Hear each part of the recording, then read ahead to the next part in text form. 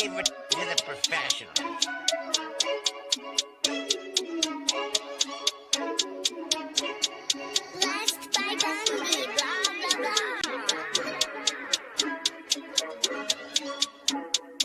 Started off with a bit, now I got coin. I see where y'all going. Been poppin' since Web 1, hella hoes on Web 2. I was living a dream, now I'm on Web 3. And it is what it seems, topping the pyramid schemes, I'm telling you. I'll sell you a percentage on Nebula. Shout out to Vince, yo, set it up. Surfing on the web and I'm shooting at 3. I've been golden when I got my G. I'm an alien boy from a different planet, yeah. So I got my drink, I'm riding in the 1920s Model T Ford. Call her Era Lord. Call me Levi, playing on the keys, boy. And I'm about to put my gloves on. If I said it, then I meant that. Yeah, I like that one, I'm about to get that. Crash that whip for the drumsticks, whiplash. I'm about to get them all. Are you with that? In a white boat, surrounded by blue. I want one, but I got a cop too. I wanna fly high in the sky, arms out wide, trying to soar from a bird's eye view. I'm on fire, Ricky, Bobby, cracking the pavement, Whitney, Bobby. I'm a Saki bomb, Hiroshima, Nagasaki. Bruce Wayne been a dog, and I keep it 101, cause I'm feeling kinda spotty. You sipping on some rock, and I'm sipping on octane. The only thing around my neck is the Started off with a blockchain. bit, now I got coin. I see where y'all going. Been poppin' since Web 1, hella hoes on Web 2. I was living a dream, now I'm on Web 3. And it is what it seems, topping the pyramid schemes, I'm telling you. I'll sell you a percentage on Nebula. Shout out to Vince, yo, set it up. NFT, Twitter, blockchain. Seeing with the ghosts and we ballin' like the Brown James. Crypto. We can make a trade, get the memo. Reviews not falling for the FOMO. Listening to coffee with Captain. You know we worldwide, they loco. I ain't never gonna stop rapping. Orlando, yeah, we working magic. We rocking Ethereum entities. I just went and caught me a half base. Man, I got a shout out Started to off with a Body. bit, now I got coin. I see where y'all going. Been poppin' since Web 1, hella hoes on Web 2. I was living a dream, now I'm on Web 3. And it is what it seems, topping the pyramid schemes, I'm telling you. I'll sell you a percentage on Nebula. Shout out to Vince, yo, set it up. Freaking the mood to choose one, but they got knowledge to move, son. I'm shocking in shades with my brother in shoes. Yeah, them blues is coming. Even though it's hard to pick, eeny, mighty, mo, soda on the mix, no biting lips, it's time to go. Index number 1, no thumbs up, you gotta scroll. Looking at the ghost in studio, it's time to go. Had a helmet on by myself until I met a mask that wanted to have a face off. Had to bring my chainsaw, full tank of gas in the ride with my brakes off. I'm A1, but a different kind of steak sauce. Welcome to Coffee with Captain, powered by ApeChain, where we dive into all things crypto, NFTs, Web3, and cutting-edge technology. Remember, nothing here is financial advice. Early-stage tech can be exceptionally volatile and risky. So grab your coffee and join Cap and Steve for today's conversation. Welcome to the future. Welcome to Coffee with Captain GM. Thanks so much for joining us. If you haven't done so, do us a favor, drop us a GM in the chat down below. Then head up top, smash that like, repost, and bookmark on today's space. We greatly appreciate it. Warms up the algo. Lets everyone over here, does us a solid. You'll also find up top the link to the YouTube chat as well as the abstract chat. We're going to be live on my feed all week this week. My guy Steve is out this week. Had to take care of some stuff. Excited for him. I'm sure he will re-epic. You're a legend. Just get things kicked off with the big tip over there in the abstract streets. Greatly appreciate you. But yeah, Steve is out this week, taking care of some stuff. Excited to he'll be back with us next Monday, and excited to dive deep into all Steve has going on in his life. But in between now and then, we've got an incredible lineup this week of special guest co-host. We'll have someone joining us here momentarily, and then probably put out a schedule for the rest of the week who's going to be helping while our guy Steve is out. We also, you probably see the Clutch account on stage. We did a little sizzle elevator pitch last week, and going to do a deeper dive here in the 9 o'clock hour with Clutch and all they're building over there on ApeChain. And like I said, our co-host, I'll give you a hint. Let's see if the chat can guess. This co-host is, this is going to give it away for the majority of the room, but they are wrapping up another show right now.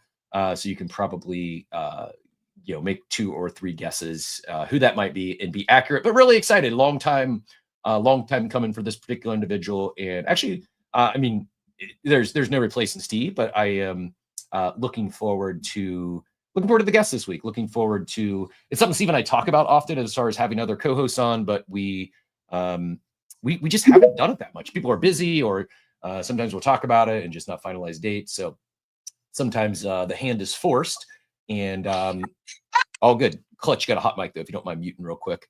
But welcome back to the stage. But again, as always, if you've ever done so, do us a favor, drop us a GM in the chat down below. Head up top, smash the likes, the reposts. Clutch, your mic's still hot. There you go. Hit all those reminders, and the carousel is up top as well. If you've not hit the reminders for this week, we greatly appreciate that. We'd love a full room for all of our special guests, and not just our special guest co-host, but we also have a few pretty exciting guests lined up this week. One that is long overdue. Just looking to finalize the date is Ovi. We were talking all things rec last week. We may or may not land that this week. If not this week, we will we'll bring Ovi on next week when Steve is back. But really looking forward to diving in all things wrecked. And yeah, good guest, General Wiggs. It is one of the Modern Market dude from Modern Market, says General Wags. Good guess. And yeah, B-Check will be joining me here in a second. There he is. He's behind the scenes. We'll bring B-Check up and get things rolling here. I would GM, thanks for joining. I would say, like, I'm sure there's some people in the audience who aren't familiar with yourself or Modern Market yet. I feel like not just Steve and myself, I feel like most of our at least our loyals, our regulars here, those that tune in every single day, I feel like 99% of them warm up with Modern Market. So not to reiterate anyone who's already well familiar with yourself, but I would love, if you don't mind, kind of kick things off with just a brief intro, kind of your journey into crypto and in Web3. And maybe like one question I haven't asked you is, what inspired you to start Modern Market? GM, good morning, Cap. Thanks so much for having me. Great to be here. What inspired me to start the Modern Market? Well, okay, maybe I need to tell like maybe the short story in order to get there, because then it will make sense. Sure. I actually, before all of this, I used to be a lawyer, and before that I was a teacher.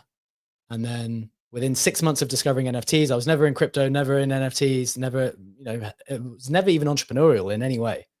I discovered NFTs, bought some art because I liked art in the real world. And I just thought, oh, it's just cool that these digital artists can make some money. Like, what a great thing that is now available. What a great piece of technology.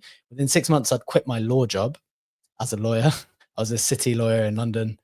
And I was just like, look, if I'm going to go into something, this is it. Like, this industry is alive. I learned about crypto backwards. I was like, okay, I'm completely aligned with all this stuff.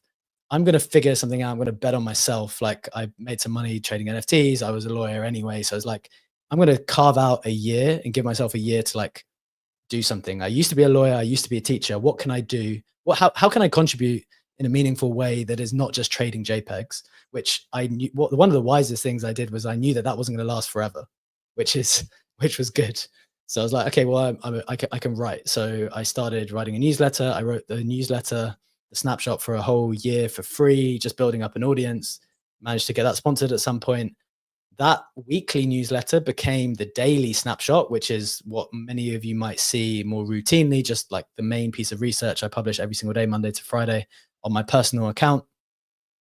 And then building that up, it was like, okay, well, I produced this daily piece of written work. Why don't we like do a show on top of it? Again, taking my previous skill set, which was, teaching and being a lawyer, just dealing with information and thinking about ways to communicate that. Why don't we run a show on top of it? We saw guys like yourselves, saw guys like the Bodogo's crew, saw people like Rug Radio do it.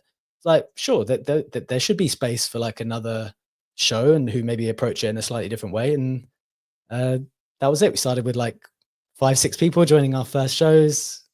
Then it was 10, then it was 15, then it was 20, then it was 25, 30, 50, 100. And yeah, we just kept going like that.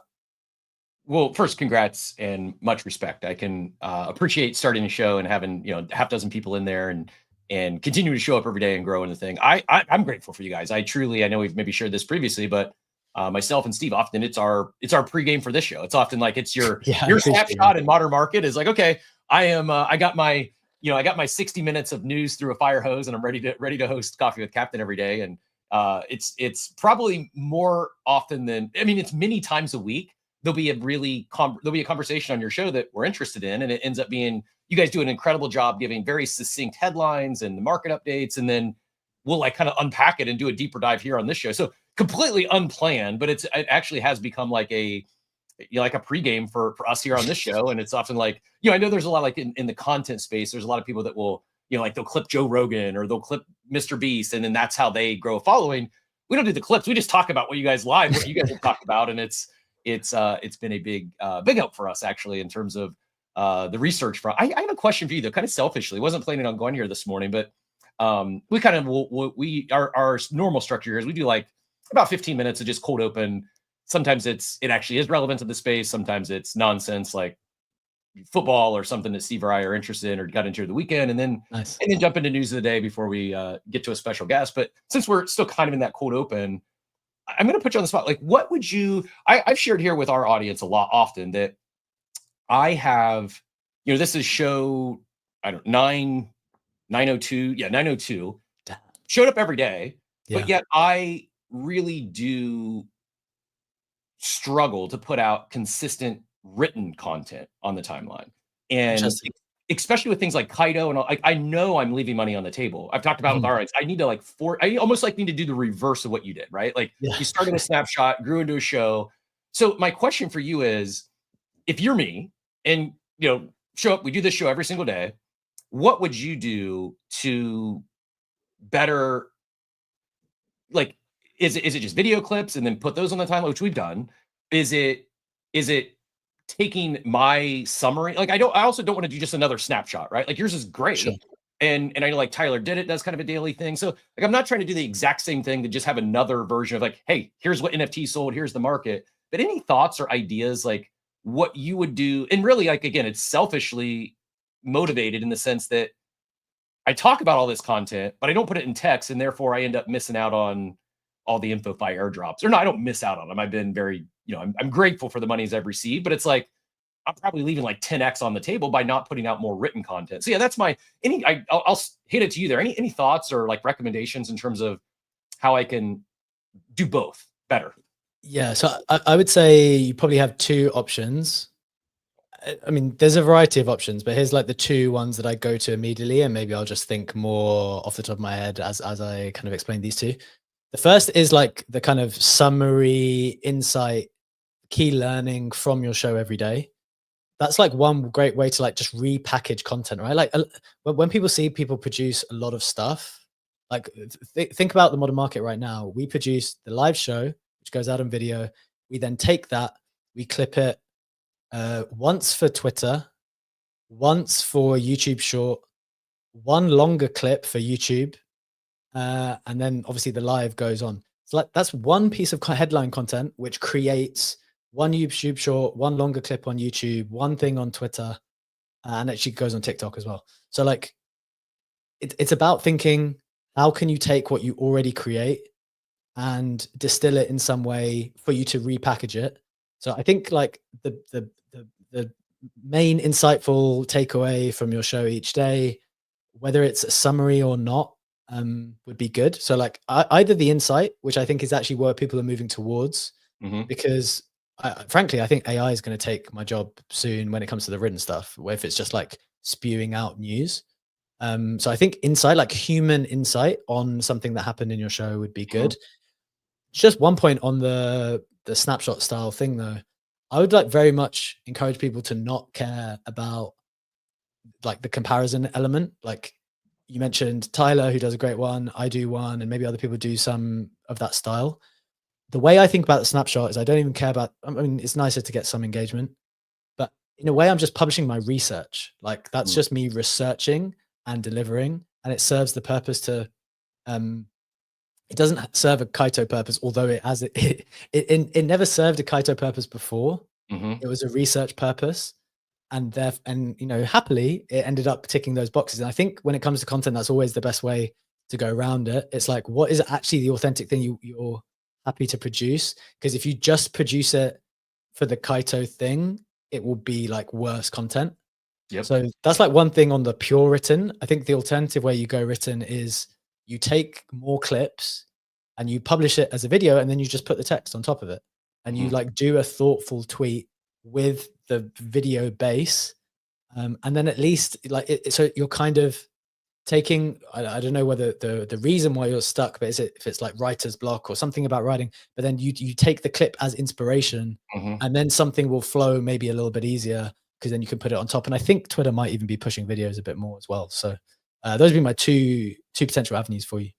Yeah, it's great. It makes total sense, right? I don't even want to say it's like writer's block. Part of it is, it's just I'm a very habit driven person, and it's one that I haven't forced that habit. I haven't created built that the habit habit. And yet. so I just like I'm going to do this every day, and I'll do a couple days and I get off it and I miss a few days, and it's like a month goes by and I haven't put out any quality written Me too, content. man. Like everything is scheduled in my morning. It's like between this time I go to the gym, this time I eat breakfast, this time I'm like researching and writing the snapshot, then it's like the show, then it's the call after. Like it's all planned. And I would recommend, like, you know, you're asking about the recommendation aspect, is like if you want to commit to it, then yeah, that is the way.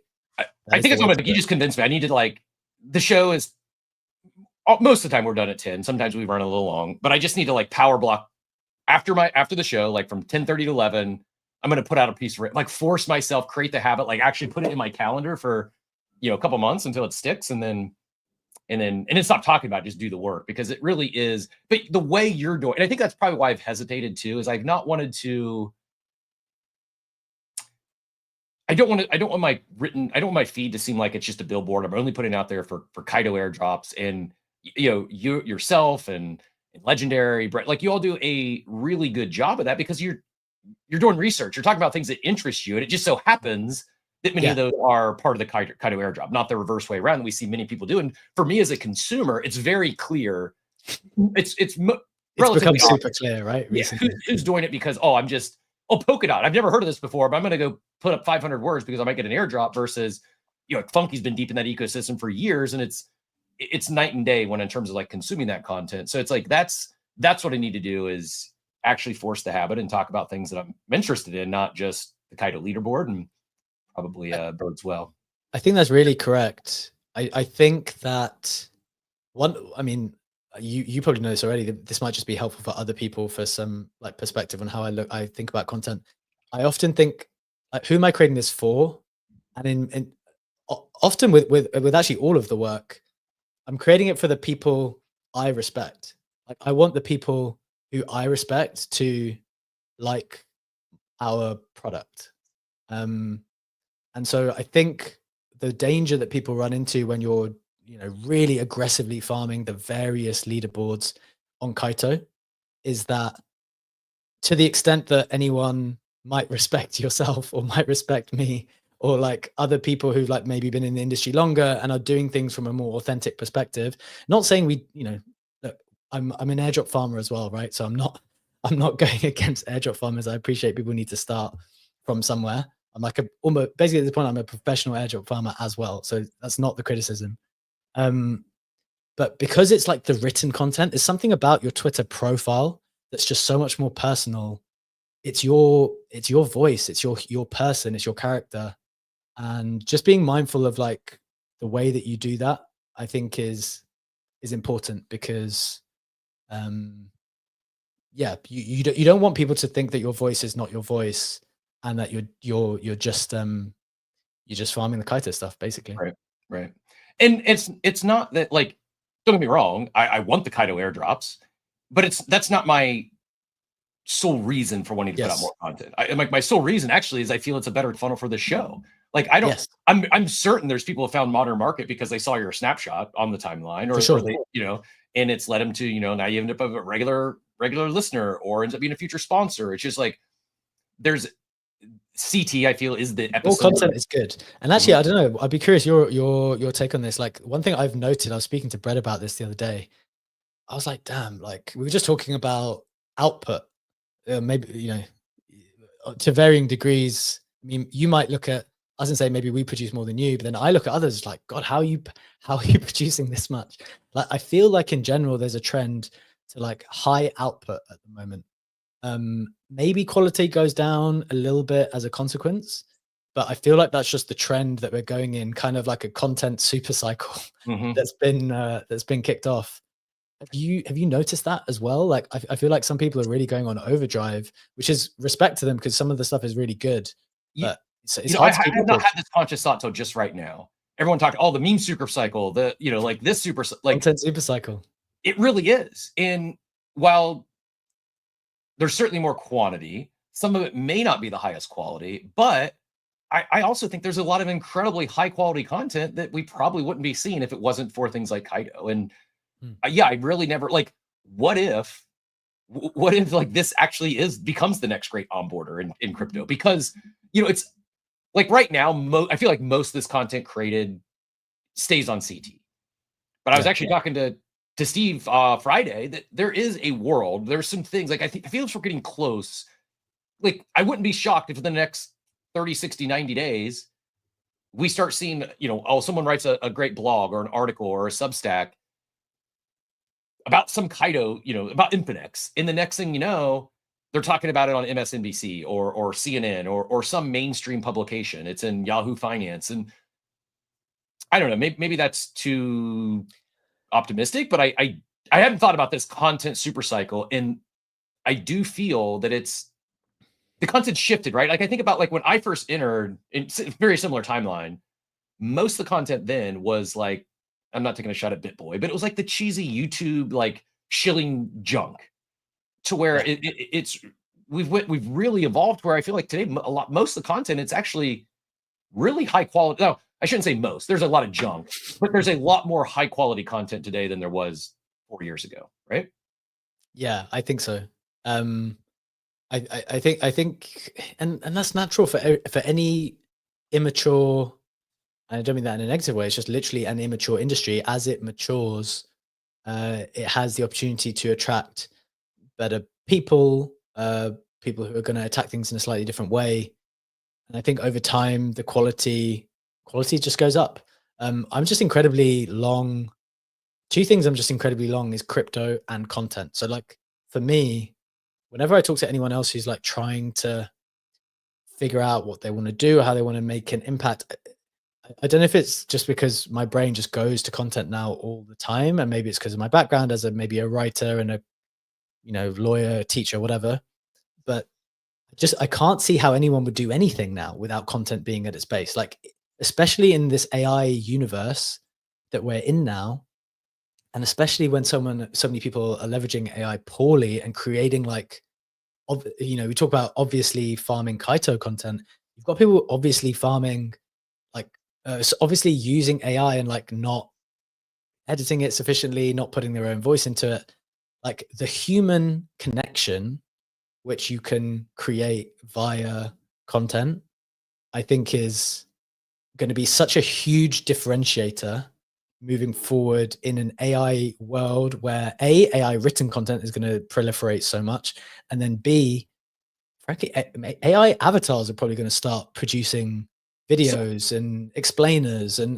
But do people really want to get taught and lectured by AI characters? I'm sure they're going to get great. I'm sure they're going to be interesting. But like my bet will be that at least for 10 years, I don't know 100% the time frame, but at least for 5 to 10 years, that'll be the last thing that AI will be able to take from us. They might be able to take the snapshot from me because they might be able to produce like a better 24-hour summary on what's happened in the market.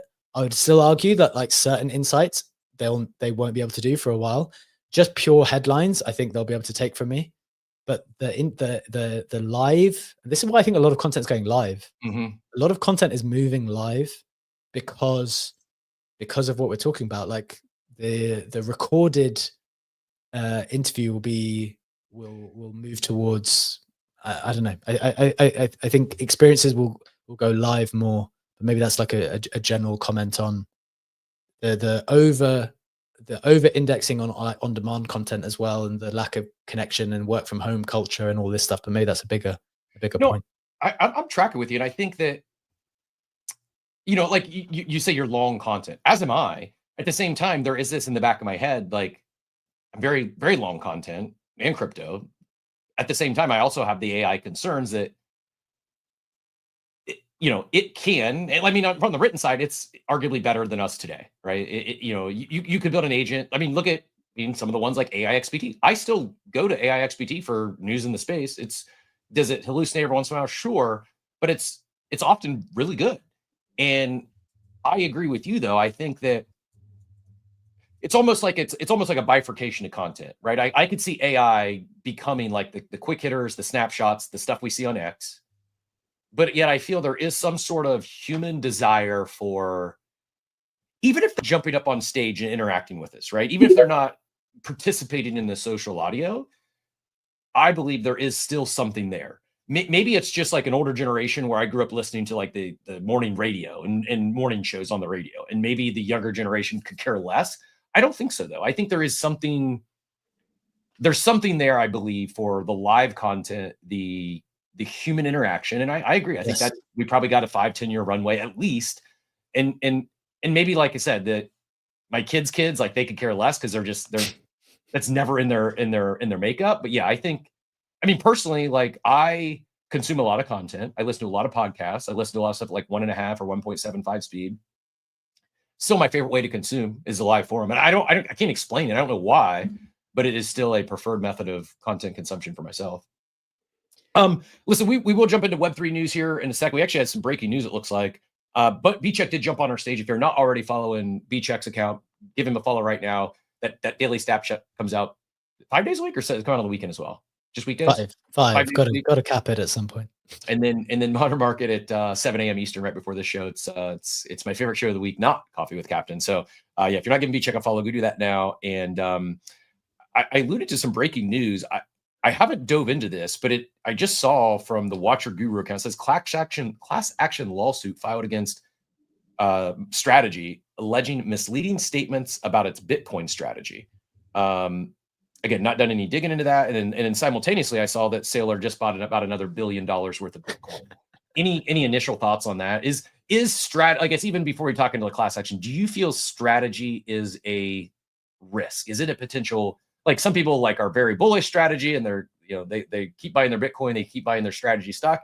For some other people, look at Strategy as like it could be the black swan event in crypto if things were to go wrong. Just your high level thoughts on Strategy and Saylor and all things. What's your take on that? Yeah, I personally think I think Saylor is a bit of a risk. I would much prefer that he just chilled out a little bit and was just happy with his stack for a while. I think I much prefer the Bitcoin treasury strategy, which I like and which I thought the original thesis would be brilliant for. And it's actually what we do a little bit at the Modern Market, is you take all of your profits and you buy a bit of Bitcoin. You decide like what the appropriate amount of Bitcoin might be, whatever percentage that is comfortable for you. You keep all your the runway that you need in dollars. And then you're bullish on crypto and you think Bitcoin's going to go up over time, and you think, okay, well, this percentage I'm comfortable with into Bitcoin.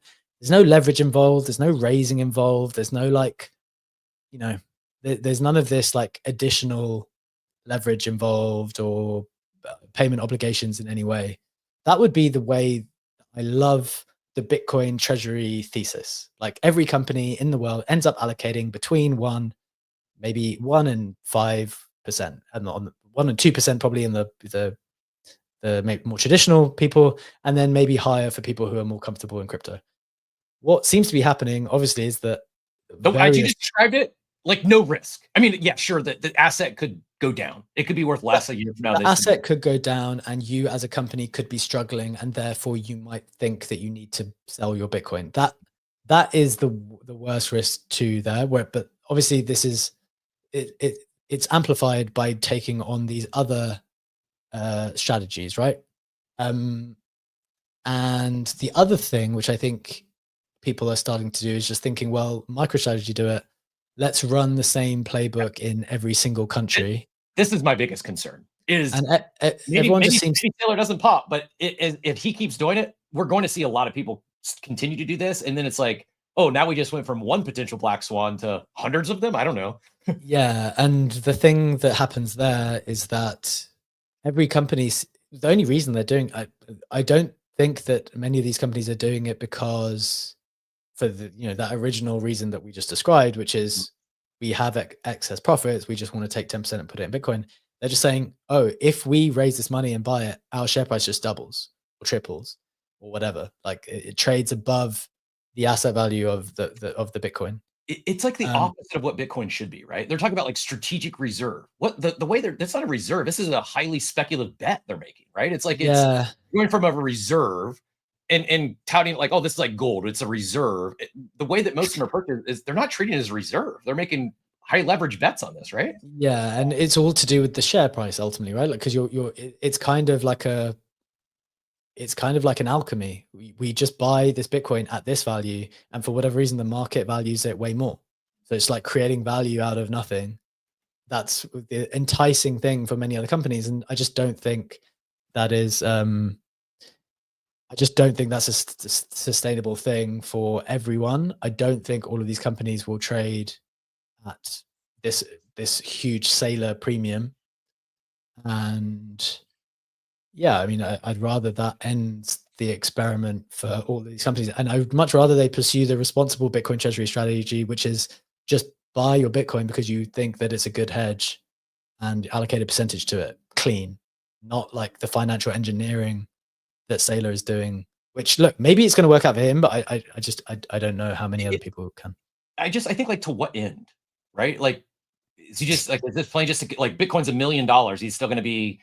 Yeah, that's what he said. That's what he has said. always He has buying. said he will be buying at every single point in time. It's just wild. Like, you've won, buddy. Like, just take the foot off the gas a little bit and enjoy a cruise around the track instead of this pedal to the metal type approach. But to each their own, I guess. Before we get too far out of the content discussion, I did have a comment in the chat. By the way, chat, I will do my best to manage all of them this morning. Steve's usually our abstractor, but also speaking of, you mentioned video in past we were talking about. We do video now because of the modern market. Like, that was a direct inspiration that, hey, this is something we should absolutely turn the video on. We fought it for a while, and I'll speak for Steve. I think he even kind of enjoys the video element to the show now after we battled it for years. So, but we did get a question. They asked, is there any, as far like when you're researching modern market, you don't have to share all, but is there a Mess ask, do you have like a go-to research tool, or if someone is they enjoy researching, where would you recommend them getting started as it relates to crypto and NFTs? I mean, I can share one site which is super helpful. I'll put it in this like YouTube StreamYard chat we've got here, Cap, and then maybe you can put it somewhere that's relevant whenever. So the one site, and again, I'm going to caveat this. So this site is an AI generated site by, I can't remember the guy's name, but he's someone really cool on Twitter, and he has built this site, and it aggregates all kinds of news, not just in crypto, but across the board. And you can kind of click on the crypto section, and it has pulled all of these articles and what it deems to be important over the last 24 hours is all AI done. And it's actually incredible. It does not cover everything, but it's an outstanding attempt at being like the very latest up-to-date 24-hour around the clock thing. It's called deepnews.com/crypto. That's pretty cool. I was not familiar. That's a new one for me. So I did pin it in. I dropped it in the abstract chat. I also pinned it up top. Anyone wants to check it out. So that's one. And then beyond that, to be honest, it's just like Twitter. To be honest, like I'm a big believer in not outsourcing. Like, the whole point of our show is that we're supposed to be more one of our benefits is that we're more crypto native than other people, probably, which means that we can't wait for something to be on Cointelegraph to necessarily report it. So yeah, sure, sometimes we'll go to the usual outlets, the Block, CoinDesk, and whatever, and various ones like that. But mainly it's like primary stuff on Twitter. Like, we over the last 4 years managed to build up the network where as soon as the show ends every day, the next show begins, in the sense that I'm researching for the next day. So I'll like just be scrolling on Twitter, interacting like normal. I either know a lot of prominent people, or all the main news gets revealed to me throughout the day, and I just bookmark it. I would like to dive a little deeper. It's something I believe you just shared maybe this morning on Modern Market, where you're talking about, it might have been last week, I apologize, but how you research sometimes. And one in particular, you were referencing, correct me if this wasn't you, but I believe you were referencing a picture. I don't know if Vitalik posted or someone else, but like, spot on. Like, it makes a tremendous amount of sense. Do you mind sharing that and expand a little bit? Yeah, was it right? Yeah, that was me. So this was more, it was actually illuminating, because this was about an investment thesis. So this was an angel, not an angel check. It was just like a community round that I did in September last year. So I think a lot of people will be familiar with Infinex now because of how they kind of grabbed a lot of the headlines recently with their $6 million $6 million Kaito reward pool that's going to be rolled out over the next however many months in order to kind of incentivize content created. But what I shared was, well, I shared that one of the investment theses, I'm going to put my tweet here from 2024 cap. So this is September 2024 when I wrote like my investment thesis out. I just shared it there. One of the factors, and I'm not saying it's the only factor, was this photo that I saw. And when I asked Legendary, like, do you know who these people are? I was actually kind of surprised. He did not know any of the people. And I was like, wow, like, it's so, because I know we operate in like this kind of pseudo anonymous space, right? And you don't necessarily know the people behind these top protocols, but that's incredibly valuable information. Because if you know that certain people are in the same groups as other people and are either putting money into those other people or backing those other people or like those other people, that's like incredibly strong signal in a space where there's so little trust, like especially in our space where there's not a lot of trust. To see said, and look, again, it's not the only factor. Just because you see a photo doesn't mean that it doesn't mean anything. But I'm saying as a factor, it is a factor to take into account. And I was just saying jokingly, like, okay, well, this was my whole investment thesis. So the image that you can see on the screen, if you're watching in, like, is Kane on the top left, who is the founder of Infinex and a former founder of Synthetics. And that was the person who I was like considering doing my research, like, should I invest in Infinex or not? But if you go around the table here, or not, you know, the photo, you need to know who all these people are. That's Guy from Athena, who's like one of the biggest protocols that exists or that's come out of this cycle. You got Vitalik, obviously you got Teki, a like really prominent YouTuber. You got Stani from Aave, which is the biggest lending protocol on ETH. You got Bing from Mega ETH, which is the biggest next best thing on Ethereum. And you got Jeff from Hyperliquid, who is, you know, and I was just very surprised that people didn't know these faces, because for me, there's a lot of information that you can take from that. But if you don't know, or if you don't go and watch those like other podcasts where maybe people like actually have their camera turned on, you know, you just lose a lot of information. So yeah, the research goes in different directions. Obviously it's a lot on Twitter, but I think you need to do some other stuff as well to really be on top of things. Well, congrats. Great call out. Great, catch. And yeah, it's like it was hiding in plain sight, right? Like that's a group chat I would like to be in. And yeah, if these people are hanging out, they're talking, like, maybe that's it. Maybe it was just a one-off picture.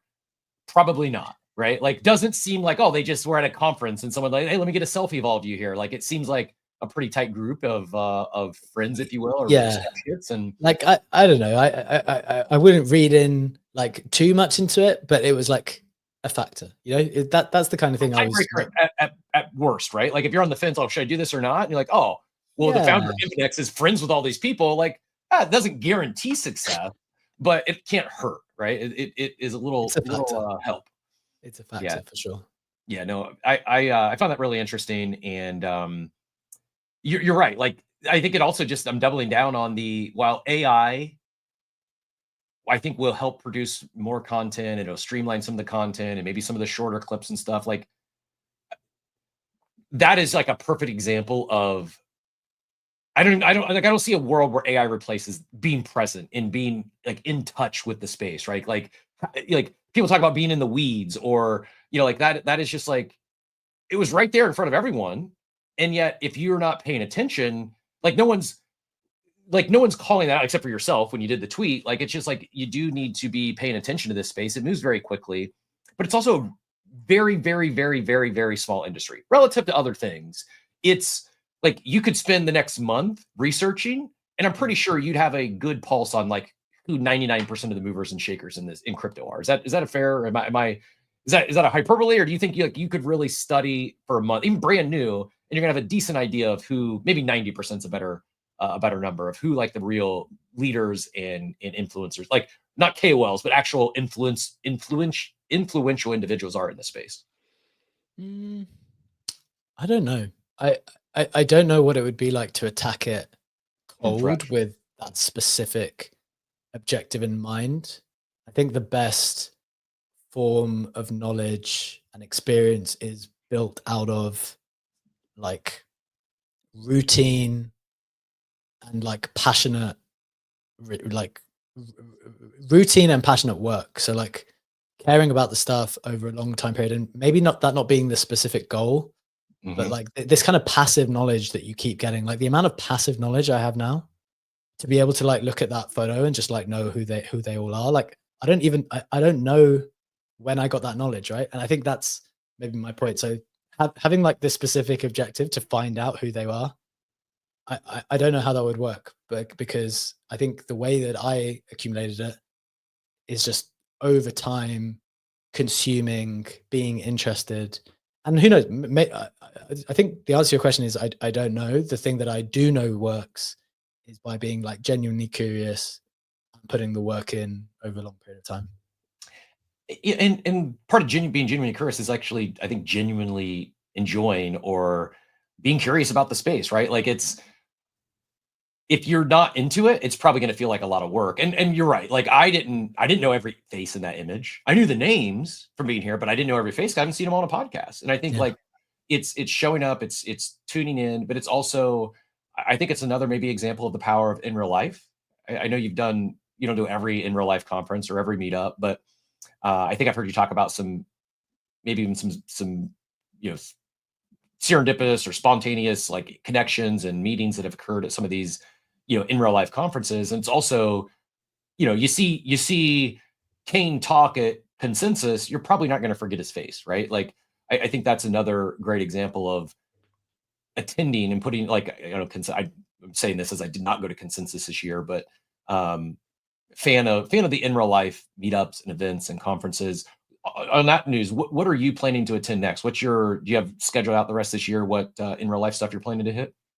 I think not guaranteed yet. I think the next thing we might do is Singapore. I think we're likely to go to Singapore, but not guaranteed. And I'd love to get to New York for the permissionless stuff. I don't know if it's going to work because of various other things. Like I really, really want to get to New York, like in general. I haven't been in a long time personally, but then B, I just think there's crazy energy. I can feel the energy from here coming from New York at the moment. And I need to get there. So yeah, but New York at some point, I don't know. It really does feel like it's kind of becoming, and I say this living in Florida, and I think for a while it felt like Miami was becoming the crypto capital of the US. Yeah. I came to Miami. I did Art Basel like once or two times. I can't remember. Thanks for your first time. Oh yeah, it was. Yeah, I think that was a couple of years ago. So it was good, but I just get this sense about New York, especially with the style of our show where we're going maybe, more financial, slightly more corporate, maybe even. Like we've just got to get to that city. I agree. And it feels, I don't say this just because my friend Briggs is doing commercial real estate there, but it does feel like in the last, 3, 4, 5 months, I've seen more announcements of these big crypto native brands. Like MoonPay just announced they're opening their headquarters in New York City today, I think. Seems like more and more crypto companies are moving to New York, which is interesting because New York's not always been the most friendly state as it relates to crypto, but yeah, it does feel like kind of becoming somewhat of an epicenter here. And I didn't realize, so you just said this, that permissionless and NFT NYC overlap this year. So you've got not one, but two New York conferences, June 24th through June 20th. Actually, NFT NYC says the 25th through 26th, but you basically like June 24th through 26th, New York City seems like the place to be. Yeah, that'd be a good week to go, I guess. Very good. I'm not a fan of NFT NYC, the conference, but it's like the people around it. Exactly. People around it. Yeah, it's probably a worthwhile week just being there because it'll be a pilgrimage that week to New York City for everyone in the space. I know we've got about 15 minutes here, and you're by the way, you're welcome to stay the whole show if you'd like. We got a special guest joining us at 9, but I know you're super busy, and you just shared with us earlier, you've got a pretty dialed in schedule and routine on a day-to-day basis.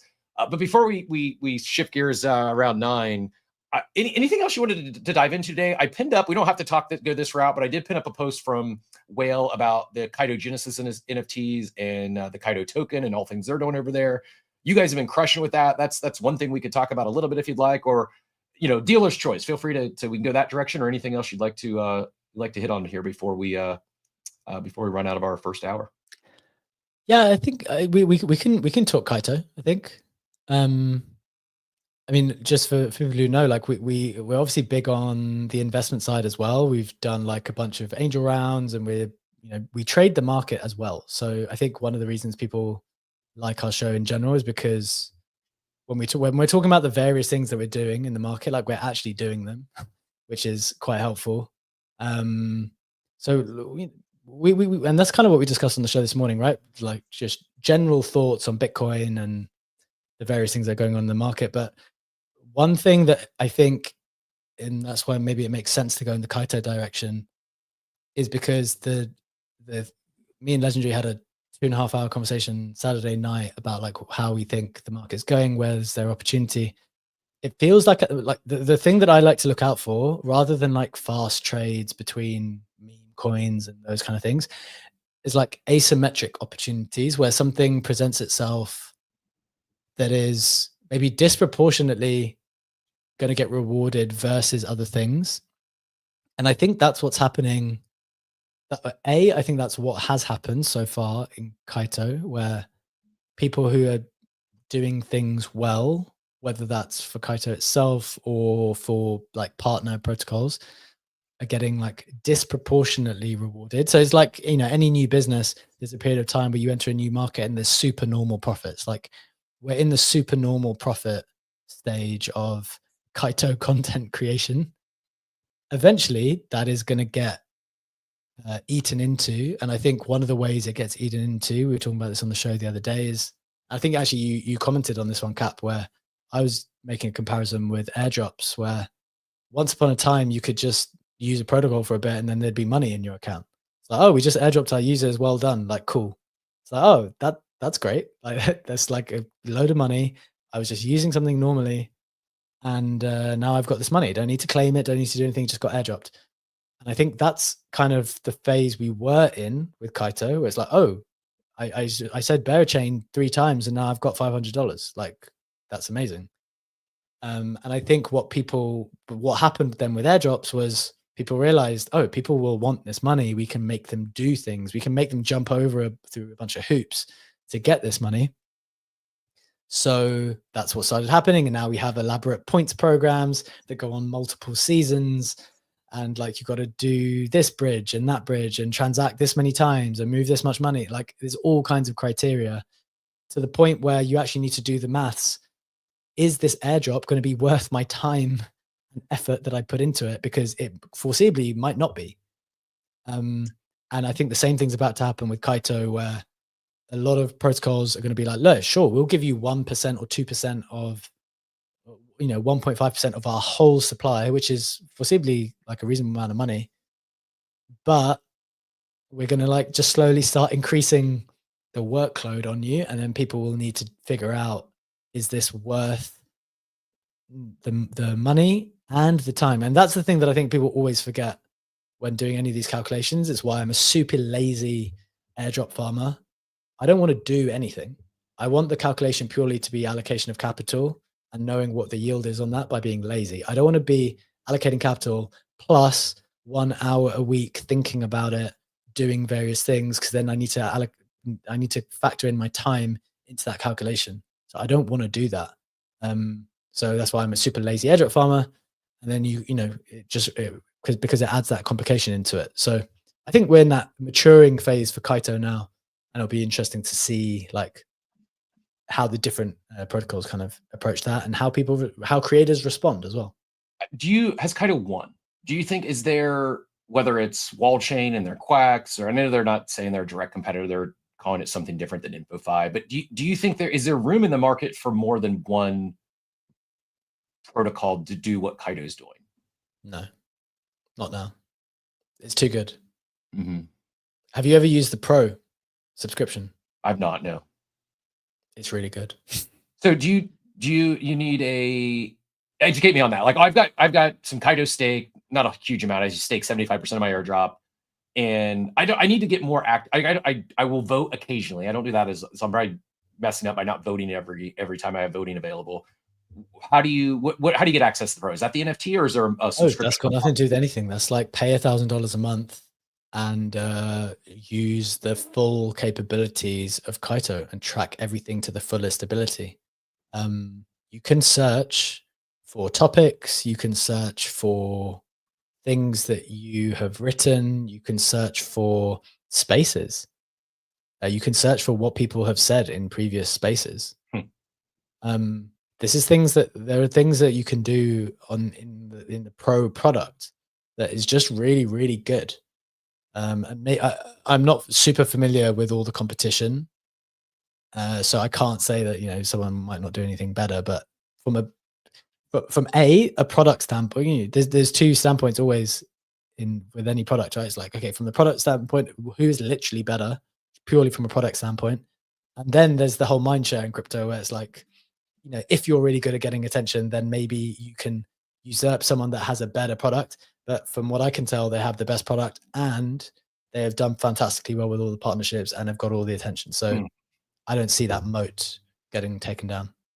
I knew they had these subscription models. I've heard that like for protocols to get on their pre-TG leaderboard, it's 100K. Have they shared any numbers? I can imagine their annual run rates looking pretty strong. Yeah, I'm not 100% sure on the numbers. All I know is that anyone who has ever inquired about how much it costs to get the leaderboard balks at the price. As in, I think people are happy to pay it in the end, but it's like a healthy price. It's not cheap. To put it like that, I don't know the exact number. That's the feedback I've got. So yeah, I think they're doing good. They're doing very, very well. They've built a strong product. On the product side, so there's like a consumer aspect, right, or business aspect, where it's like, okay, on the research side, you can sell this $1,000 a month product. They've got the leaderboard side, which they can sell that to people, and then who knows about like all of the things that are going on as people come to TGE, how they are incorporating themselves into those deals. I don't know. Like, say, Infinex has committed. How much was it? Is it a certain percentage to staked Kaito holders? Does that go to Kaito as well? Do they get a little cut of every project's TGE? I don't know. Maybe. I assume so. Like, I don't know either. So. I assume they were getting a cut on there. But the thing is, it's working, right? Like you mentioned Infinex. They announced this. Like this isn't like just Kaito saying this. This is actual what X sounds like. Like Infinex is dominating mindshare on X. And it ratcheted up significantly when they kicked off this campaign. And anyone who's in the space, they have to be considering, if you're a protocol, they have to be considering this seriously. And I know there's other options, but they have the attention now, and it's working. It's someone asked, how do I Kaito? Well, there's a lot of different ways you could attack it, but first you need to create your account. And I would say don't yap just to yap. Don't go to the leaderboard and just talk about things on there. I'll pull up the leaderboard again here, and you can see all the pre-TGE rewards. They changed the site around a little bit. I'm lacking I'm not finding the what I was looking for, but I'll pull that up in a second. But my point is, like, find out what they're rewarding first of all, and if there's one thing on there that interests you, start talking about that. Don't do it with the only expectation that you're going to get a bunch of yaps or going to make thousands of dollars for sending out this tweet. That would be my recommendation is get started, create your Kaito account. If you haven't yet, you link your X and, you're off to the races. If you need a ref link, I can drop that in the chat here in a second. But it's one of those things, like the more you put into it, the more you're going to get out of it. It's almost like we talk about like top of funnel in terms of like leads. This is almost like top of funnel in terms of content creation. If you're looking for things to talk about and not sure what, you don't have to go and talk about everything on there, but I think at least it's a signal, at least in terms of there's a good chance not only things on the Kaito leaderboard you're going to see more of on the timeline because people are going to be talking about it, but there's a good chance one of those things might be the next, I don't want to call it a meta, but might be the next thing that really captures mindshare in this space beyond just a Kaito campaign. Is that making any sense? Yeah, I think so. I mean, I have heard a couple of protocols maybe be a bit critical when there was like a little phase of time where the content being produced and the people who were the highest up on the leaderboards, when you like kind of drill into a little bit, the content was like really low quality. And that's obviously a problem, right? That's a big problem. And it showed that you probably need like some element of manual review. But in general, I think it's just a marketing expense for all of these protocols. And I think the problem beforehand, or the reason why it's so successful, is that beforehand that teams would have had to strike all of these individual deals with God knows how many either shows or creators or KOLs, and it would have been incredibly time consuming and taxing. And what would have happened, and what I think is happening, is these middle agencies are getting cut out of the deal now because they no longer get to charge God knows how much they were charging, because they charge a lot from what I understand. Do you guys use any agencies? We don't use any like regularly.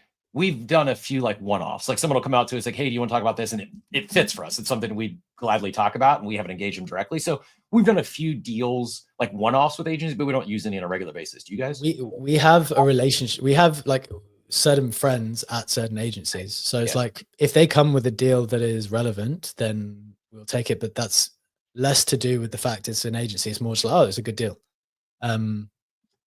But yeah, I think what's happening is these agencies are going to get cut out because everyone's just going to say, instead of giving you God knows how much, and then the protocol, the people God knows how much, and we kind of don't really have any oversight on it necessarily as well. We'll just go straight to Kaito, do this decentralized thing. Or what will happen is the agencies will need to say, look, you guys don't have time to manage Kaito even. We are Kaito experts. Give us the money still, and we'll just make sure that you get the right data and that it's getting done properly, and that we're kind of looking at all that stuff in a proper way. So that's interesting. And that would be the smart thing for them to evolve, to stop, don't fight it. Make there be a package where it's like, we will run your Kaito programs for you because we've analyzed every Kaito program so far. These are the ones that work. These are the ones that don't. Kaito advisory in a way. Maybe Kaito does that themselves though. I don't know. Well, and I also think there's like, not every protocol is going to cut a 6-figure check to go play the Kaito game, right? Like, I think there's going to be, I think it's going to put probably some consolidation, probably some of those middle tier agencies not going to be around in a while. But I also think it could create an opportunity where those that survive and, to your point, evolve, could service everyone that's not big enough for Kaito, I saw Depressive Hacks flew up on the stage with your hand up. Depressive Hacks, GM, always a pleasure. Got a question for B-Check, or what brought you up this morning? GM, guys. Yeah, I wanted to kind of circle back to talking about airdrop and farming, like involving more time-based activities. So one of the things that I have found really difficult, so I didn't have a lot of experience. I missed DeFi summer. I got here with NFTs. And I learned my lesson the hard way last year that just holding every airdrop that you get and staking it is not always the best idea. And one of the areas that I've found very frustrating is I staked my Magic Eden airdrop as soon as I got it. And I got a little bit on it for like the initial distribution whenever they had unclaimed tokens, but every reward for it ever since has been based on your activity on Magic Eden. And there hasn't really been, as far as I know, I could be mistaken, but there hasn't really been anything just for staking. And I think that it's interesting how staking has evolved, right? Because like staking used to be protocol focused and for proof of stake, and now we kind of use staking for a lot of different things. And I'm curious, like, how you guys see this evolving, where people are not just giving you rewards for your stake, but they also want you to drive different metrics that they're looking for, like trading activity on Magic Eden as an example, and not really giving you much for... Sorry, 1 second. That was my alarm. I'm already awake. So, sorry, just to get back to what I was saying, I am curious how you see this kind of playing out, because obviously there's a lot going on, as we all know, and people don't have the time in order to do metric driving activities for hours on end for every different platform and protocol every week. So just kind of curious to hear your thoughts. Yeah, I'll come in on this, Cap, and then I'll have to drop after this one. So I think there's two things I'd say on that. Just to bring it back to Kaito for 1 sec, because it's relevant. It's relevant because now there are more ways to farm than just with capital. And the reason why when I was speaking with Legendary in a long conversation over the weekend, said, Kaito specifically came up, is because when you're looking for an asymmetric opportunity, like that is the area where people are getting disproportionately rewarded at the moment. Staking and like providing liquidity, especially in protocols that have loads and loads of money, unless you're coming in with loads and loads of money as well, it's going to be hard for you to get like a meaningful drop. Whereas on the social side, it seems to be disproportionately rewarded at the moment, and therefore there's like this optionality. There's this greater likelihood that the effort that you put in is more rewarded than it would be on the liquidity side. So that's like just one point on the social thing. And then on the pure liquidity side, like, so dealing with the fact that the staking is going in one way and protocols are not necessarily rewarding that, and they're, requiring all kinds of other metrics and actions and whatever. This is why my general rule is you will never catch me staking, like ever. I will not stake anything. I will sell it as soon as I get it, and then I'll never think about it again. Like, I don't care if it goes up. I don't care if it goes down. I sell, I move on with my life. And if there is a business reason or a specific reason for me to need a token again in the future, I will then buy it in the open market, because you would be completely correct on the evidence. And of course there are some examples where tokens rip out of the gate and you were wrong to have sold it, but 99% of the time you are right to sell. And I'm just playing the percentages there. I'm happy to play the percentage. And the reason why is because for the exact reason that you basically described, you don't know the metrics. Like, we're not in control. And that's why I also optimize for like being super lazy, because I can't give more time to things when I don't know how they're going to allocate stuff. If they tell me in advance, you're going to get this many points for providing liquidity, this many points for trading, this many points, but no one ever tells you. So I feel like I'm guessing, and that's a bad position for me to be in when you're allocating significant capital. So I don't want to guess. I just want to be in and out, unless they provide the information. So my take there would be, general rule, never stake, sell what you're given and be happy, irrespective of which direction it goes, and buy back later if you think you need it. So those would be my thoughts. I agree. Even, talking Kaito, which is a good example of one that's been performing well, even it's down from where it ripped up post TGE, right? Like, I don't know what its all-time high was, and I think it was shortly after, but I think it was up to like 275 maybe. It's right now 180. And that's, again, $500,000 market cap, give or take $400 million market cap. Like, it's doing well, but even it's down from, launch day or the week of launch, I'm guessing. Yeah, but so that's a good example. I sold that at $1. Now it's $1.80. It's like, okay, I could have doubled what was already a significant airdrop, but I don't stress about that. In fact, I actually bought it recently.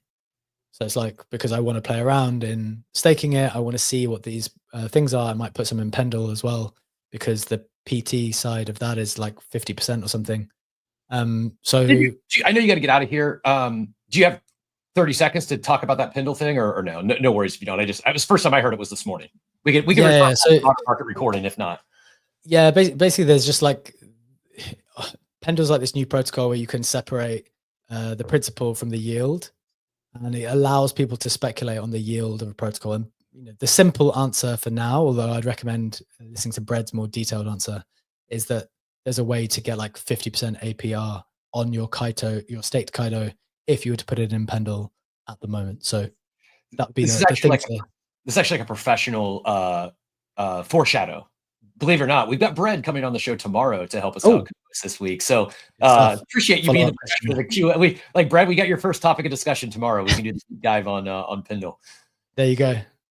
All right, Cap. It's been great to be here. Thanks so much for having me. Man. Really appreciate it. It's Not just today, I really truly appreciate all you do for myself, Steve, the space at large, and you're one of the great ones, and we're grateful to have you here. Appreciate it, man. Thanks so much for having me. Have a great day. Take care. Have a great show. Bye-bye. Thanks. Awesome. Well, truly, really enjoyed that. I see we got Diego coming up on stage as well. We'll go to Diego if you had a quick thought on this, and then next we're going to bring up SimpleFarmer to talk a little bit about Clutch. SimpleFarmer, I see you behind the stage here. You probably can hear me. If you want to come up on stage with your Clutch account just for the visibility, you're more than welcome. As mentioned, just leave that on mute. That way it doesn't double the audio or give the echo. But Diego, I saw you flap. You got a quick question? And sorry if it was for B-Check. We had to let him out of here. Hey, Captain. TM. Nice to. Thanks for bringing me up. No. Just to say hi, to wish you an excellent week. Just a little thing about Kaito. It is very interesting, but people seems to like to approach the Kaito thing, trying to talk about all the different projects that are showing their mindshare on the leaderboards. But I'm not a huge dapper. I only have like 200.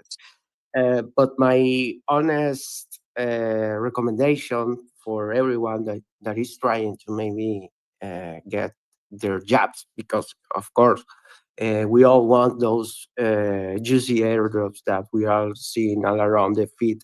The honest recommendation will be to focus on one or two projects, really dig up on them, trying to understand, looking for the leaderboards, try to connect, to make conversation, real conversation. Don't go the way of using AI generated threads to try to create content. Use it as an inspiration, as a tool to create something, just be yourself and have fun doing that. I'm sure you guys will get some jabs. Yep, that I wholeheartedly agree. Great advice, and appreciate you adding. Yeah, if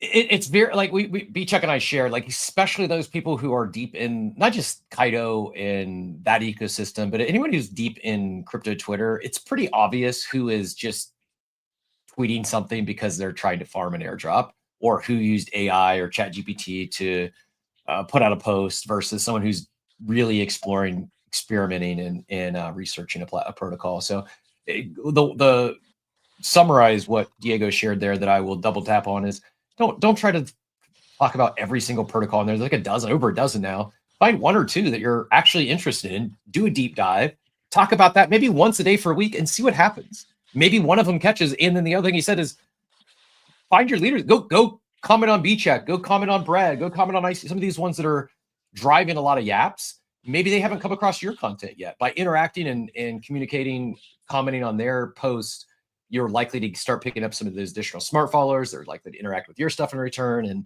it's not there's no like shortcut to the top. It's just, do it consistently. And I think you'll quickly start adding up the gaps. But go ahead. You got any, one more thought, Diego? Yeah. And another thing is, don't go for the way to be annoying on the timeline. If you see someone that is on the leaderboard, just be yourself, talk in a natural way. Don't ask for a follow. Never do that, because people is not stupid. People know that you are there replying to try to get some jabs. But if you go the organic way, asking for doubts, ideas, or something that you are thinking about the project or the post that you are commenting, just be yourself. Ask. Don't be shy. I'm sure that you will be all right. Thank you, Captain. Big hug and wish you a good week. Thank you. You as well, Diego. Appreciate it. And you getting Renee in the chat saying agree. Got to stay genuine and yapping.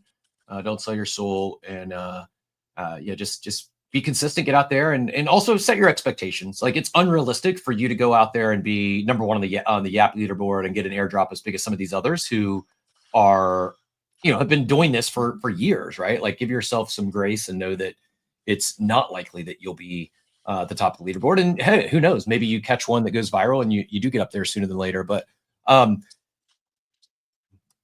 excuse me. All that being said, going to shift talking from yapping and Kaito leaderboards to another fun protocol here on ApeChain. Before we get started, it's been a minute since we did a proper NBA Monday, and it's one of our favorite jingles. So I'm going to play this, and then we'll bring on our next special guest.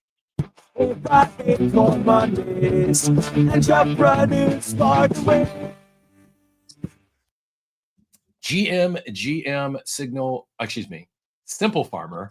Welcome to the stage. The OX threw me off. There's an OX signal that for some reason popped in my brain. But SimpleFarmer, GM, thanks so much for joining us. We have SimpleFarmer on the video feed here. Clutch is the account. If you want to request up on stage with the Clutch account, if you're able to do that, that way we can, those following along can give it a follow. But GM, welcome. Thanks so much for joining us today. GM Chris, and sorry about the situation with the hot mic earlier. I hope I didn't create any extra editing work for you. No worries. All good. All good. It happens. No worries at all. But I apologize. I intended to. I can do a screen share here, and I intended to show the actual protocol. And I can show the app. Unfortunately, I can't log in because I did not travel to the Bahamas, or maybe I don't know. You can tell me. I see that I'm geo-gated here.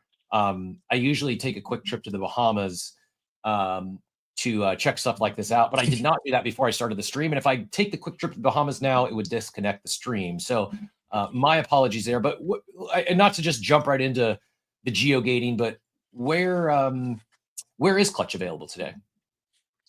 So Clutch is available in like most nations that don't restrict gambling. Obviously, the Ape version of Clutch Market, actually, you should be able to go on. It's still in beta, so we haven't officially launched. So you may be able to actually show the UI. That'd be ape.clutch.market, and we're doing the launch a little bit later today. Of course, the main Clutch Market account is geo-blocked for the United States until we get a little more regulatory clarity. It is, fully decentralized, so we are in a bit of a gray zone, but we don't want to risk it, like just in terms of also taking care of our holders and taking care of the people who are taking part of the community. We do have fairly robust terms and conditions that we worked on directly with Arbitrum One and the Arbitrum Foundation too, to make sure people are covered. It's smart. Well, I appreciate it. I did get in, so thank you for that. And just off the top, I see, we got a link to Polymarket here. Look at the look and feel is very Polymarket-esque. I even see you're pulling some of this stuff through. So what is this different? What is Clutch layer on, or how's this different from whether it's Polymarket or Myriad Markets or any of the other prediction platforms out there? Yeah, absolutely. So Clutch Market is definitely not a prediction market in the classic sense. So it's actually a parlay platform. We have a predictions market, but that's not our main platform. What we originally built was a predictions market, and we thought, hey, let's go into competition with Polymarket. But we quickly realized a predictions market without a lot of volume, without a lot of seeding in either side of the pool, isn't a very robust strategy. So I was trying to figure out solutions to where how can I make this interesting for people. So the first thing I thought of is, okay, I'm looking at Polymarket and the way people are betting, but I know for a fact that the most popular form of betting is the parlay format. I mean, that's why FanDuel and DraftKings are so dominant. So I said, how can I implement this using Polymarket data? So I started looking at Polymarket instead of just a regular platform to build off. As I looked at it as a data source, right? So I said, I'm going to take the probability from Polymarket, put it into the platform, and allow people to create multi-leg bets, essentially what a parlay is.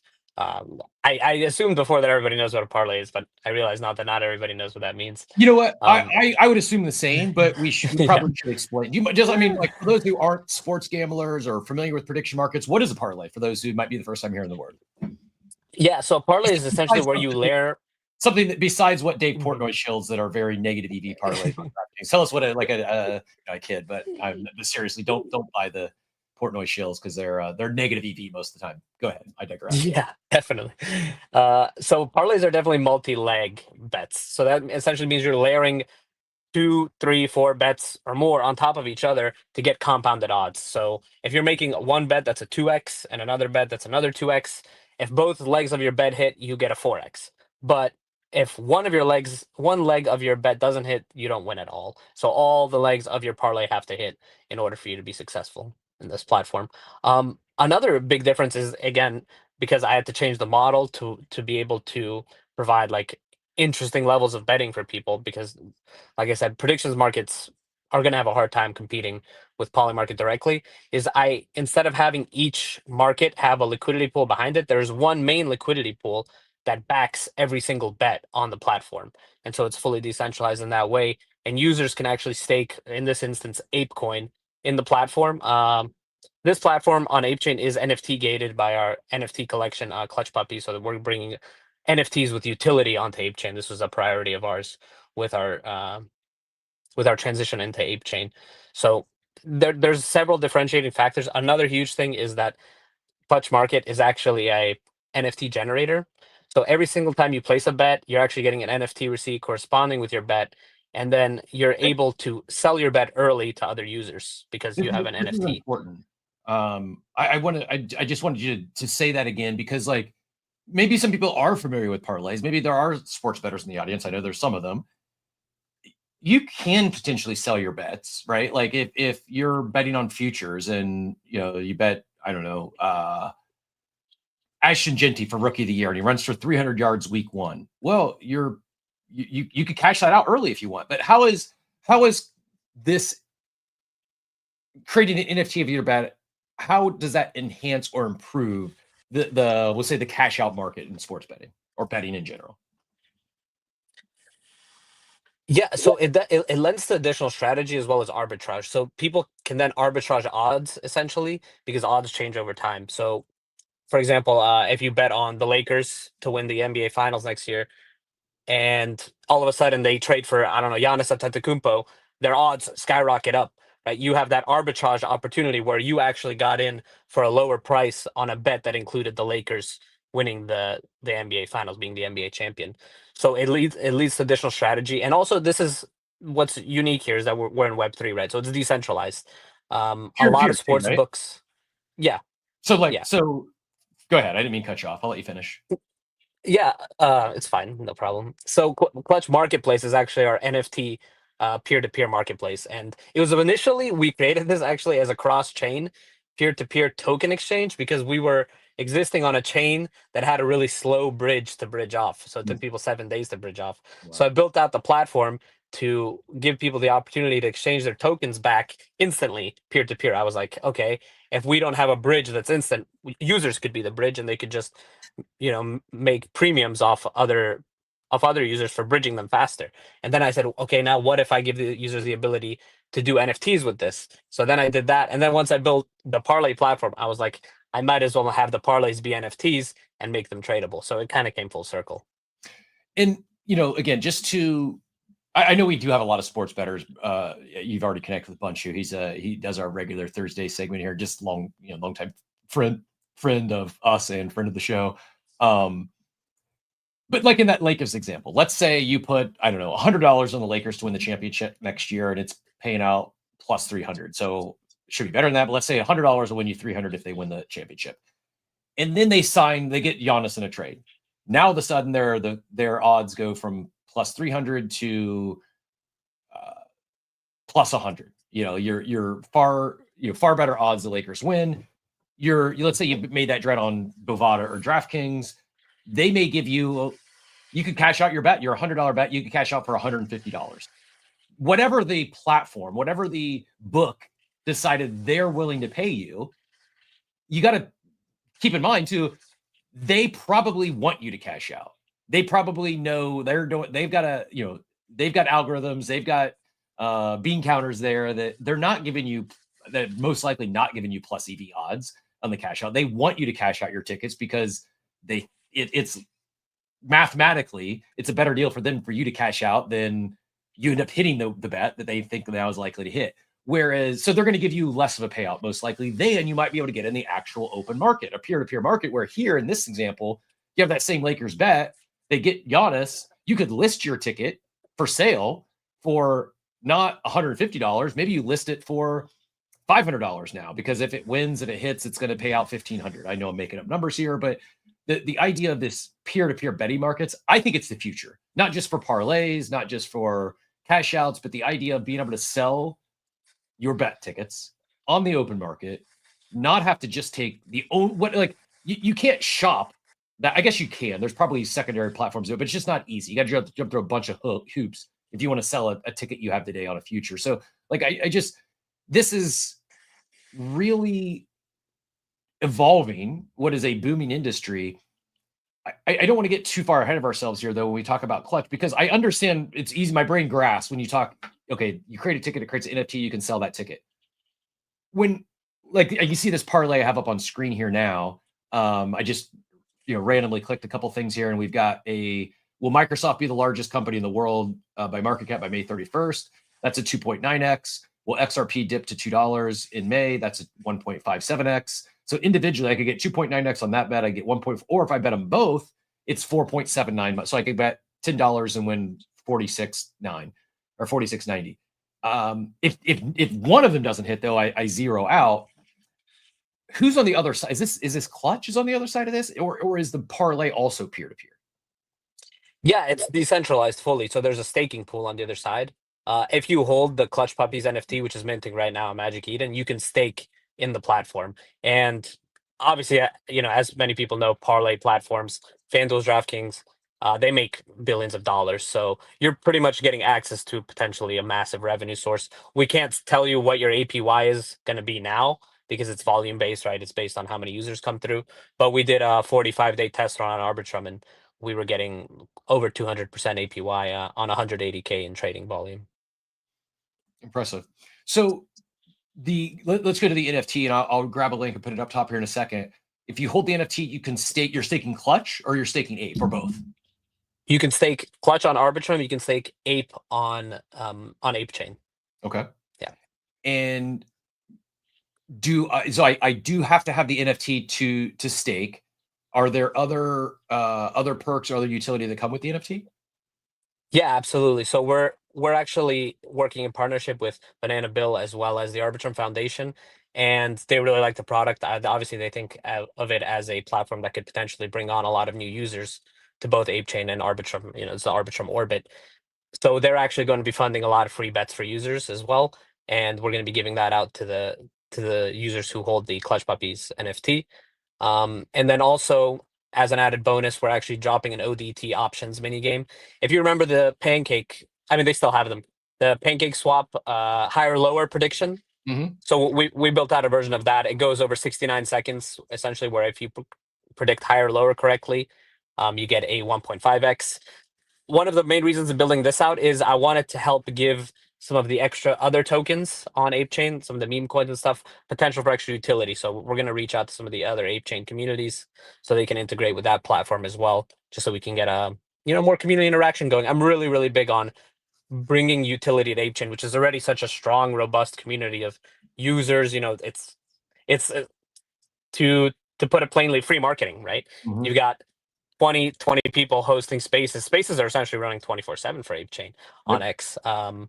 And I think it's just an untapped market. And I think if we attach additional utility to some of these NFT communities, it's a no-brainer. I mean, it does seem that NFTs, at least partially, are moving towards this direction. I mean, you see Bored Ape Yacht Club building out ApeChain. You see Pengu's working on Abstract. So I think people do realize that attaching utility to these things is going to do nothing but raise their ceiling. Agreed. And not only is it, the marketing and the community there, I think I'm also, you talked about Banana Bill. I just pinned up top, you've received one of the first, if not the first grant from Polymarket. Can you expand on that? Like, I kind of see how this would be advantageous for them to help you build this out as like but at the same time, like I'm a little not sure on, like, I also could view this as like, yeah, I don't know. Like, if I'm Polymarket, I could also, yeah, they're a supplement of our site today, but it could also be funding a future competitor. No, or is you're taking a completely different approach than becoming a competitor of Polymarket. Maybe expand on that and just tell us a little bit about this Polymarket grant system. I wasn't even aware of it until I saw you had secured one. Yeah. So in terms of predictions market, I think the coolest feature we have on our predictions market is just to start your own market. That's where we're kind of being like something between Pump Fun and Polymarket, where anybody can make a market so that then they can get really wild in terms of niche communities. You could be like, how many times is Steve going to say progressive on copy with Captain this month, right? Like, you could create any market, right? Right. And it's permissionless, so it's instant. So as soon as you make that goes up, and those can be fun, and they're not going to maybe get hundreds of millions of dollars of volume, but they could still be really interesting, like I said, for niche communities. And we did a thing where the creator of those markets gets 10% of the fees associated with them. So the reason I think Polymarket gave out those grants is because they like people building out on their tech. I think Shane, the founder, started very small. He was working from his bathroom. I had a private conversation with him as well, and he said to treasure these early moments as actually was his favorite time building. So try and do that as well. They're probably not gonna retweet us, right? Because they don't want to in that way market a competitor. Okay. But I think they don't mind people leveraging Polymarket as an information source, which is exactly what we did, right? We're not taking Polymarket and making another predictions market. We're not copy pasting their code. What we're doing is we're saying, okay, Polymarket is giving us invaluable data with the probability within the markets. And that's why we're actually only taking the top 50 markets by volume, because that's giving us the cleanest data source for fair odds. Because like I said, people are staking in the platform, right? We need to make sure these stakers, essentially the bank, are also getting a fair cut of winnings and getting a fair shake at bets. So we can't give bettors access to bets that have low volume and inaccurate probability, right? Because that would potentially give us too many winners, put it plainly. And I on the topic of Polymarket in the news this morning, I also just pinned this up top. Was none other than Vitalik talking about how bullish he is on Polymarket, and that it's I'm trying to pull up the link here so you can see it on screen for those listening in. But the TLDR is like how it's the best news source today. How it's not just betting on sports or the price of Ethereum. It has become like the one of, if not the most trusted news source, period, because of the dynamics around it, right? That it's people aren't just, yes, it's a speculative bet, but often you see, and I'm trying to find it. I apologize because it helps better with the visual aid here, but it was something like one of these elections or something recently that it was basically the media was on the other side, Polymarket was right the whole time, and yeah, here it is. So Vitalik says, and this is just this morning, like right before the show, comes out and comments on Nathan's post, who says Polymarket is one of the best calibrated news sources ever. I have my issues with them, but I will argue that they are one of the best news sources in the world. Someone said this is why Polymarket isn't a trustable source, talking about the Romanian presidential election, and follows it up with just this calibration plot in terms of the probability of I don't exactly know how to read that, but long story short, Vitalik says, I agree. I've noticed many cases where the media vibe strongly implies that there's suddenly a high chance of something big that will happen. I checked Polymarket to confirm. On Polymarket, the probabilities did not move at all, and it later turns out Polymarket was right. Just any thoughts on Polymarket, high level prediction markets in general? Obviously, you're bullish, building in the space and building on top of it. But yeah, any just high level thoughts on what Vitalik had to say there, or Polymarket or prediction markets in general?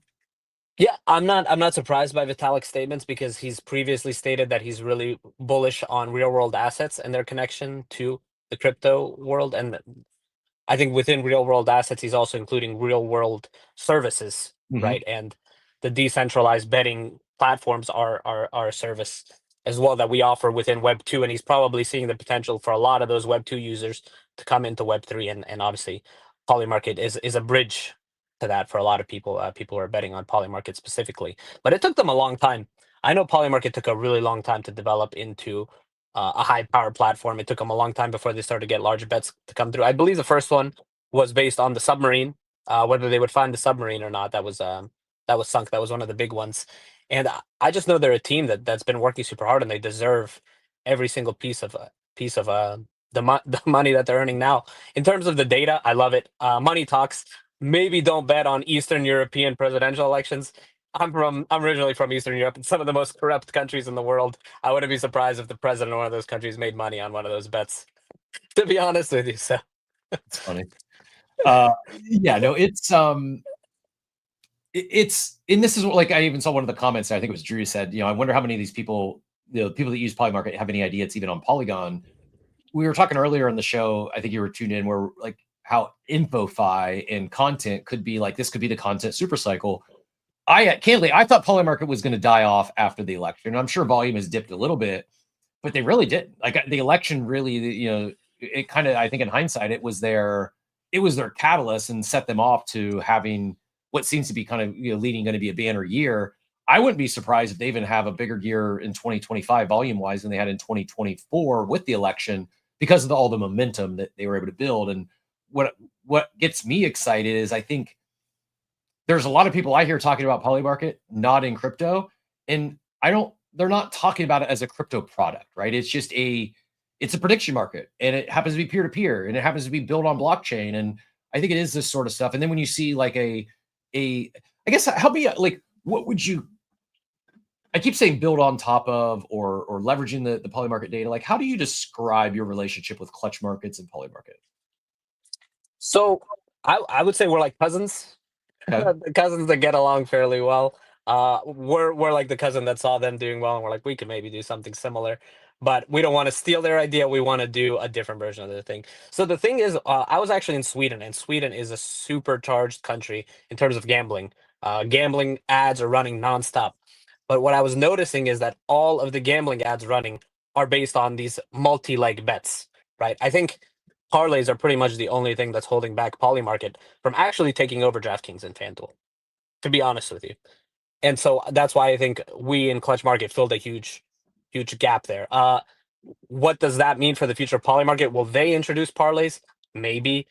Or will they look to a partner to establish that within there? I ask, like, do you is it to partner with them? Is it get acquired by them? And maybe to be determined. But yeah, do you have like what's your ideal scenario? How do you hope this plays out?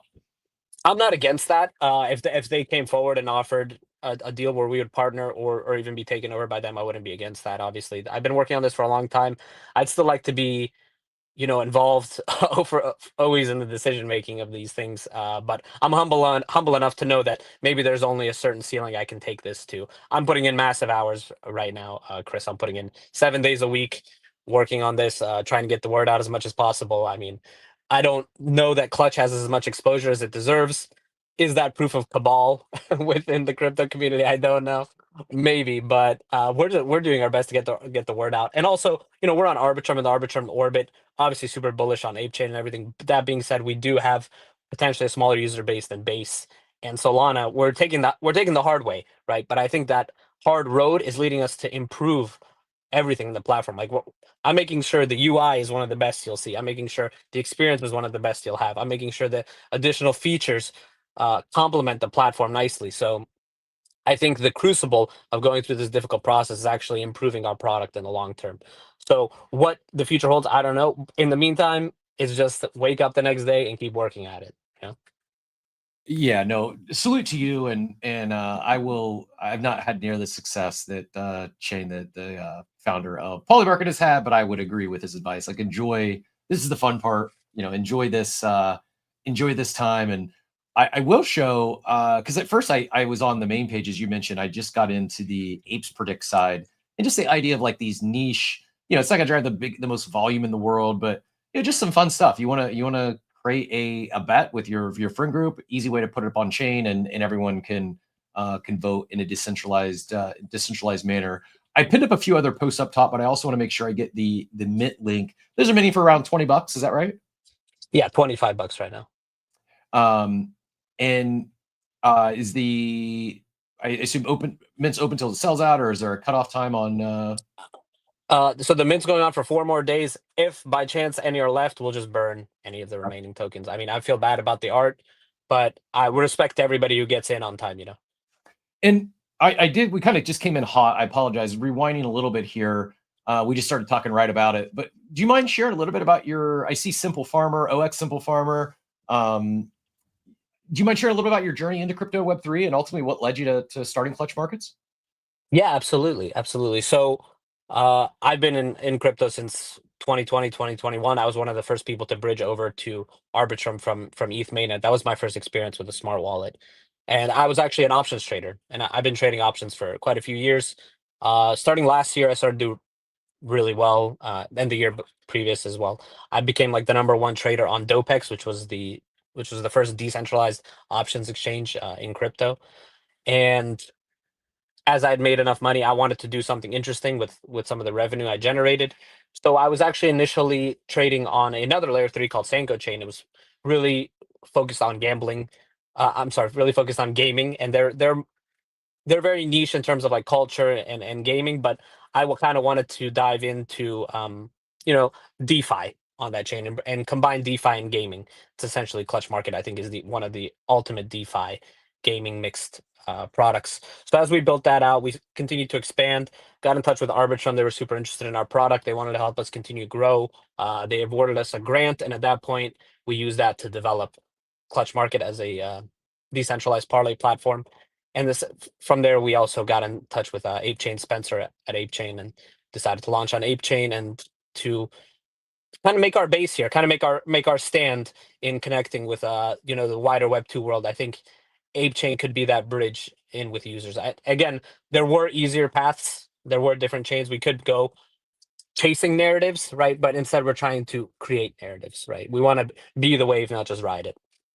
That's smart. No, and I will speak for myself. I think there is a lot of gamblers in the Ape ecosystem that should see some use in your product. We had, I mean, coincidentally, we had Bunchy on here last week with the you know, the brief crossover and quick introduction, but you know, come to find out, you guys had already met.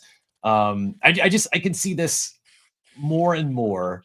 I think we are going to see it's no secret how big and booming the gambling industry is, but it's more than just sports. And to your point, there's a lot of product out there today, whether profitable or not long term.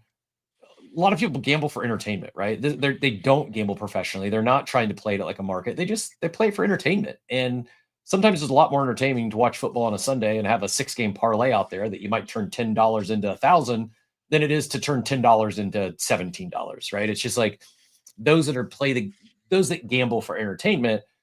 The reality is a parlay is just far more entertaining. And I think if someone hasn't went down that path, often it's, you know, it's unlikely you're going to hit a 6, 7, 8 game parlay. The more legs you have in it, the less likely it is to hit, most likely, even if you're betting all favorites. But with something like this, I'm even looking ahead to like this upcoming NFL season. I'm a big in the like the DFS world, you know, DraftKings and daily fantasy sports. So I watch 7 hours of consecutive football every Sunday and have, you know, a couple $1,000s in play. I normally, you know, it's the player takes.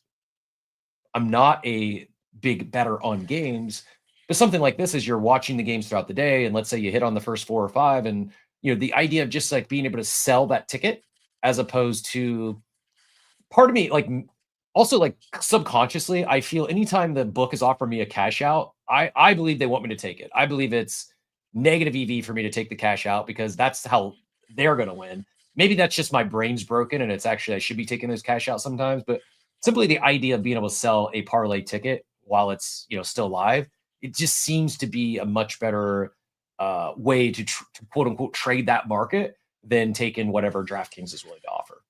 Have you ever done like the analysis, or do you look at like when you're coming up with your, I guess these parlay odds, I'm guessing it's somewhat algorithmic, but am I right in assuming that not only the payout odds, maybe not the best coming from these big books, but their cash out amounts are usually not in your favor as a user? Definitely.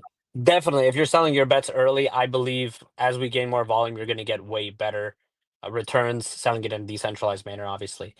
And in terms of another thing the big books do is that when you do things like same game parlays, when you make bets that are even semi-correlated, your odds are getting dashed really hard. So there's obviously advantages and disadvantages to both. There's a lot of people arbitraging odds between platforms, and the sports betting eco, I think, is super huge, and the corporations behind them are extremely powerful. I haven't had any interactions yet. I would assume we would get some word from somebody at some point if we grow to a point where we're taking mind share away from DraftKings and FanDuel because they're such powerful corporations. I mean, I binge listen to like basketball podcasts, Bill Simmons, and you know that every single ad at every single break is a FanDuel or DraftKings ad. I mean, they've got the capital to be investing, and they've got a reason to be continuing to invest in increasing their user base. So, you know, when I hear all these things, when I see these corporations that are essentially just gaining more and more value, it kind of makes me think, because I am originally from a third world country as well, the aspect of the people, right? A lot of people who are poor might be sports betting, and especially in third world countries, it's a major problem. I think the idea of decentralizing this and giving people access to staking into the platform and or essentially owning a piece of the decentralization portion of betting is net positive for the whole world, man. Yeah, and one thing we really haven't even hit on much today, I know we've talked about it with Bunch when he's been on the show, but not only are, yes, you have these major corporations that are pumping in millions of dollars in advertising to grow their user base. So the pie, if you will, is growing, at the highest level as they continue to pump, so much money into growing their own users. I also think there's a lot of those existing users that get limited today that are looking for more action, right? The profitable bettors, the DraftKings, the big sports books, they will quickly limit those.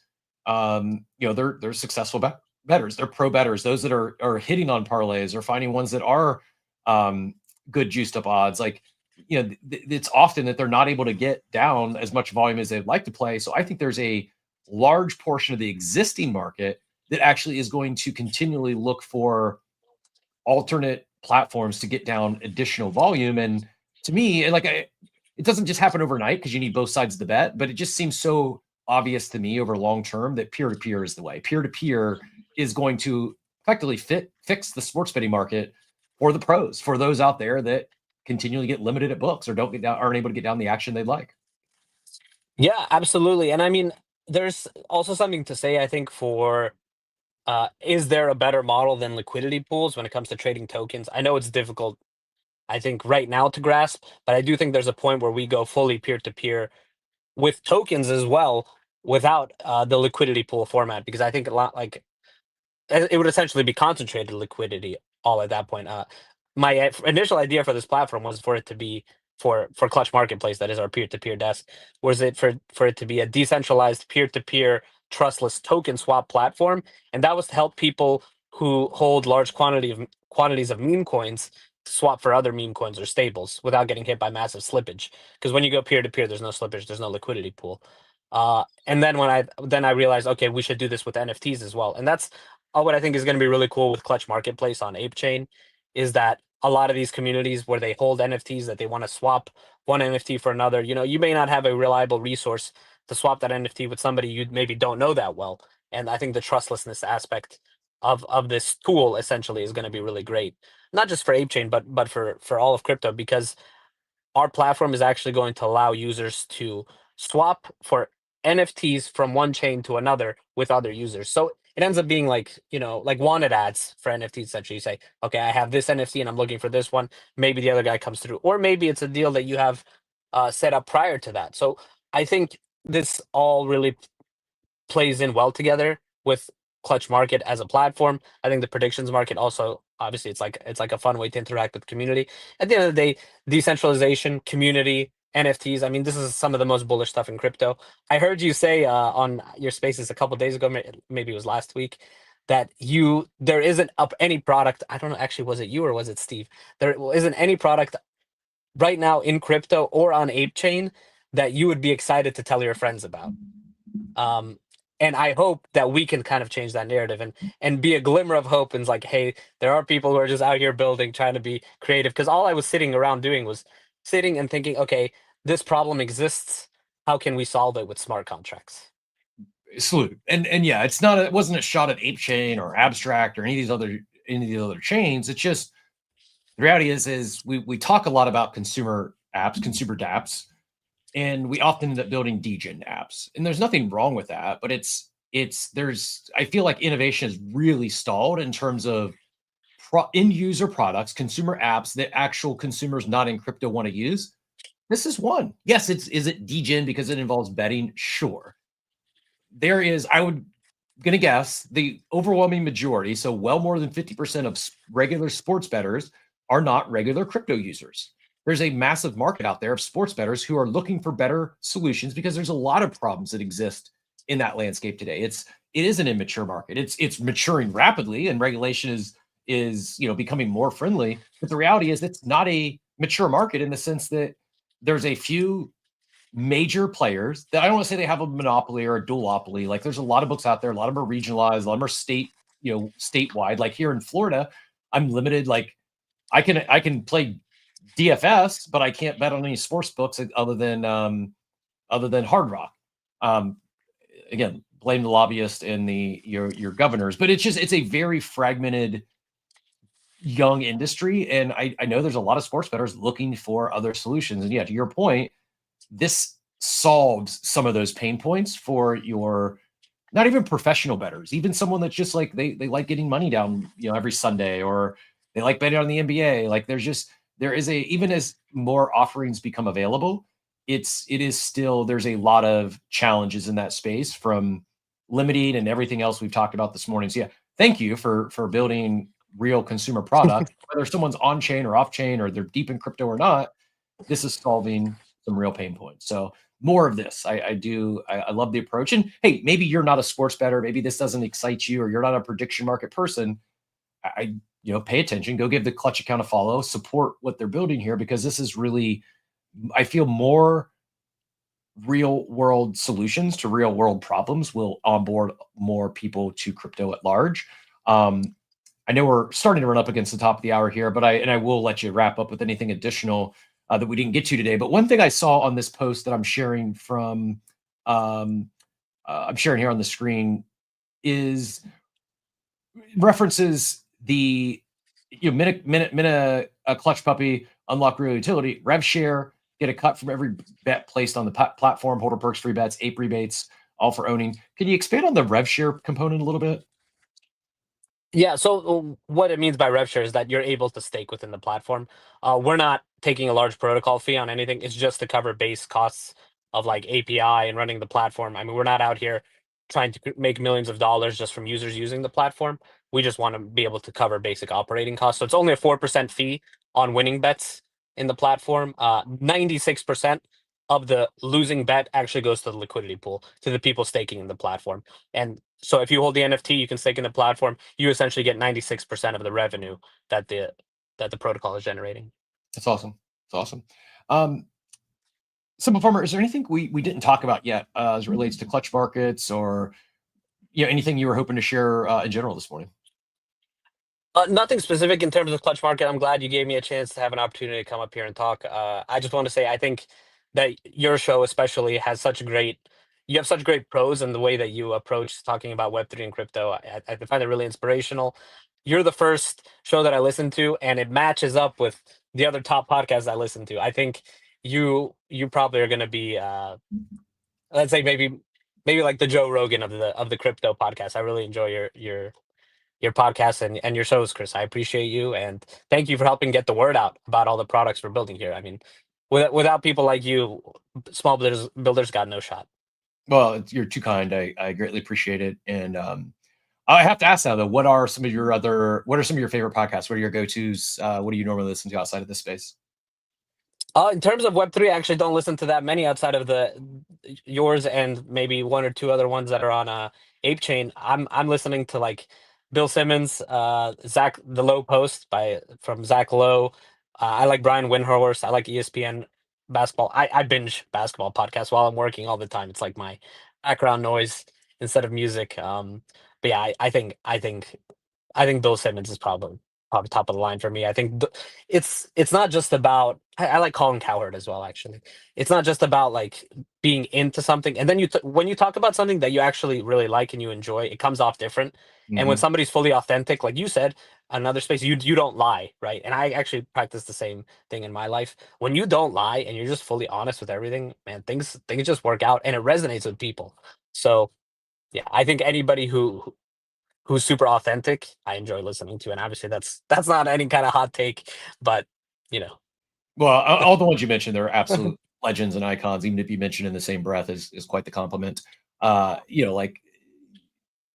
And yes, if you're a basketball fan and you've not found Bill Simmons or Zach Lowe yet, like, you'll probably go check them out today, because it's very clear they love what they talk about, right? They are experts in their field because they love it, and it's authentic and it's genuine. And I think, not knocking Simmons, but I think Zach Lowe is maybe one of the most underrated people in content creation, period. for his area of expertise. So now, since we've talked NBA podcast, I know that's your love. Who do you like? Is your team still left? Who are you rooting for here to advance to the finals and take it down? Unfortunately, I'm a Lakers fan, so they're out.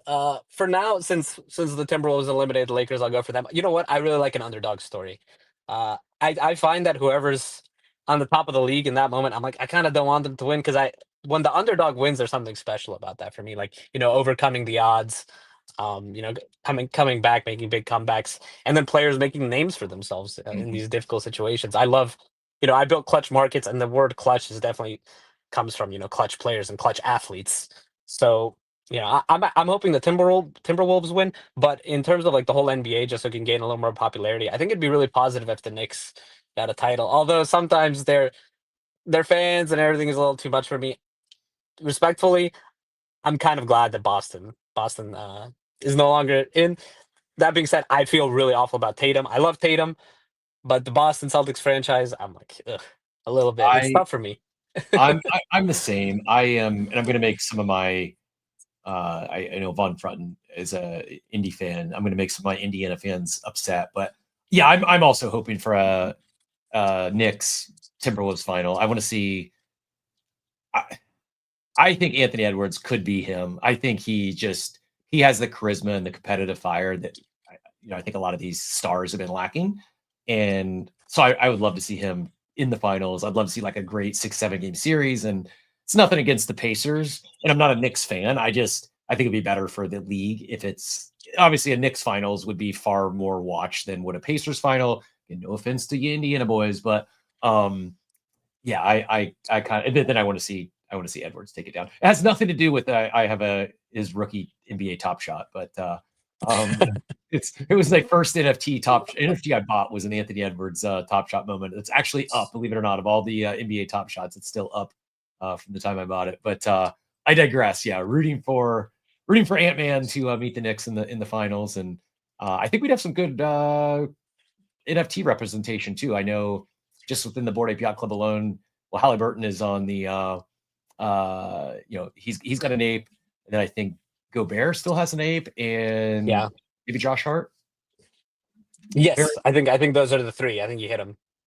But yeah, man. Well, good luck to your Lakers next year. Maybe they do land Giannis. Yeah. And that's the Or I heard the other conspiracy was that the Luka trade was all set up by LeBron because LeBron's now going to ask for a trade to Dallas. So I don't think that's happening. I think he's staying in LA another year or two, but should be an interesting offseason nonetheless.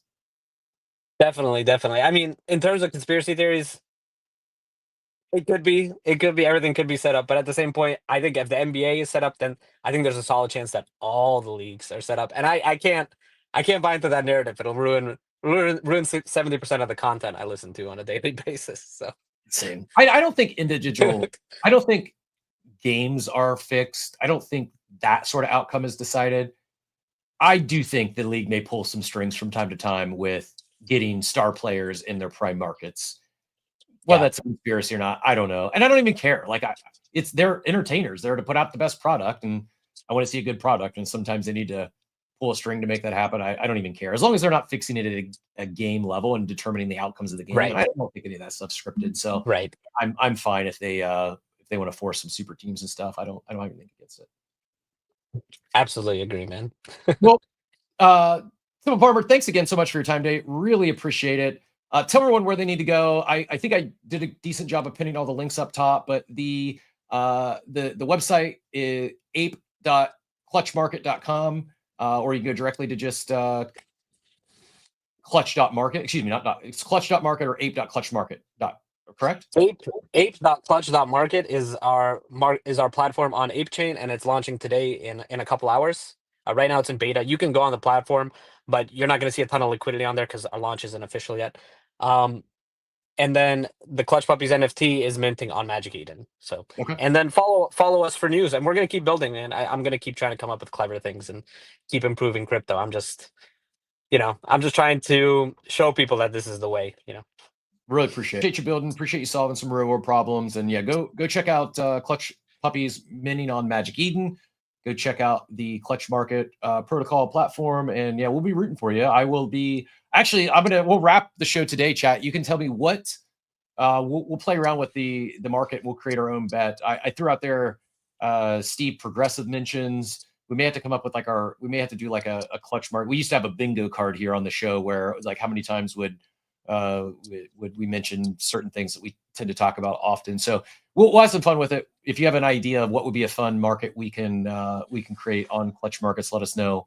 And maybe tomorrow with Coffee with Captain will be a good day to do that. But really appreciate your time today. Enjoyed the conversation. As a bettor, I appreciate you solving real world problems, and we'll be rooting not just for your success on ApeChain, but for Clutch Markets as a whole. I think this is, whether it's Polymarket or DraftKings that come with the checkbook someday, I hope that, or a partnership, right? It doesn't have to be an acquisition. It could be just a deeper partnership. Seems like you're doing a great job with already with the Polymarket, as well as Arbitrum and the Banana Bill.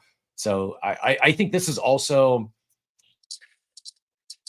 like certainly a consumer product, but it also makes me think like there is this opportunity in crypto for more of these like support, like I don't know how the words aren't coming out as I think through this wordsmith this in real time, but like there's, for a while I felt like there was this shift in focus in terms of like a lot of the builders were building B2B products, and while I still feel we need a lot more useful consumer products, I feel this is almost like kind of straddles the consumer and B2B, yes, consumer platform, but how you're working with Polymarket and potentially some of these other platforms, protocols in the future with, with the different L2s, L3s, kind of almost straddling the B2B/B2C type approach. And I don't even know where I was going with that, but I appreciate what you're building, and thanks again for all your time today.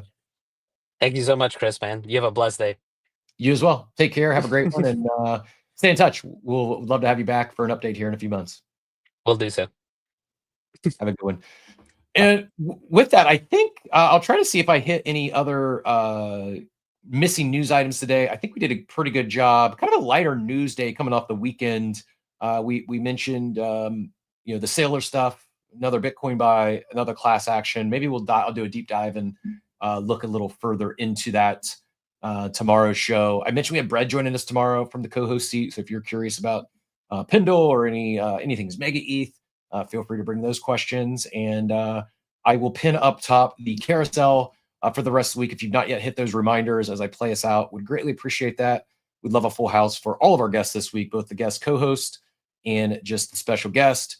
DJ Bubblegum, appreciate the custom image there. I'll pin that up top for everyone to follow. Go give DJ Bubblegum. That was one of the posts I was sharing earlier about how to post on Clutch Market. Just did a nice AI image of me or the ape here hosting a show. Always love the fan art, and appreciate all you. Thanks so much for tuning in today. As I said, I know we can't replace Steve, but it's always good to hear from other leaders in the space, and really enjoyed chatting with B-Check this morning. It was great to chat with SimpleFarmer regarding all things Clutch Market, and we'll be back tomorrow. Join us at 8 a.m. Eastern, Monday through Friday. Hit that reminders. I shouldn't mute my mic before I send us off. As Steve would say, I normally mute my mic there. So that's habits. Habits dying hard. This is where Steve normally sends you all off into the day, and I mute my mic so you don't hear me coughing or whatever I do.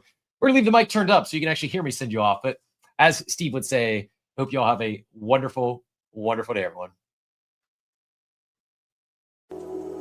Thanks for tuning into Coffee with Captain, powered by ApeCoin. We hope you enjoyed the show, and remember, nothing we discussed today is financial advice. Until next time, keep exploring, stay curious, and we'll see you soon. Have a great day. Welcome to the future.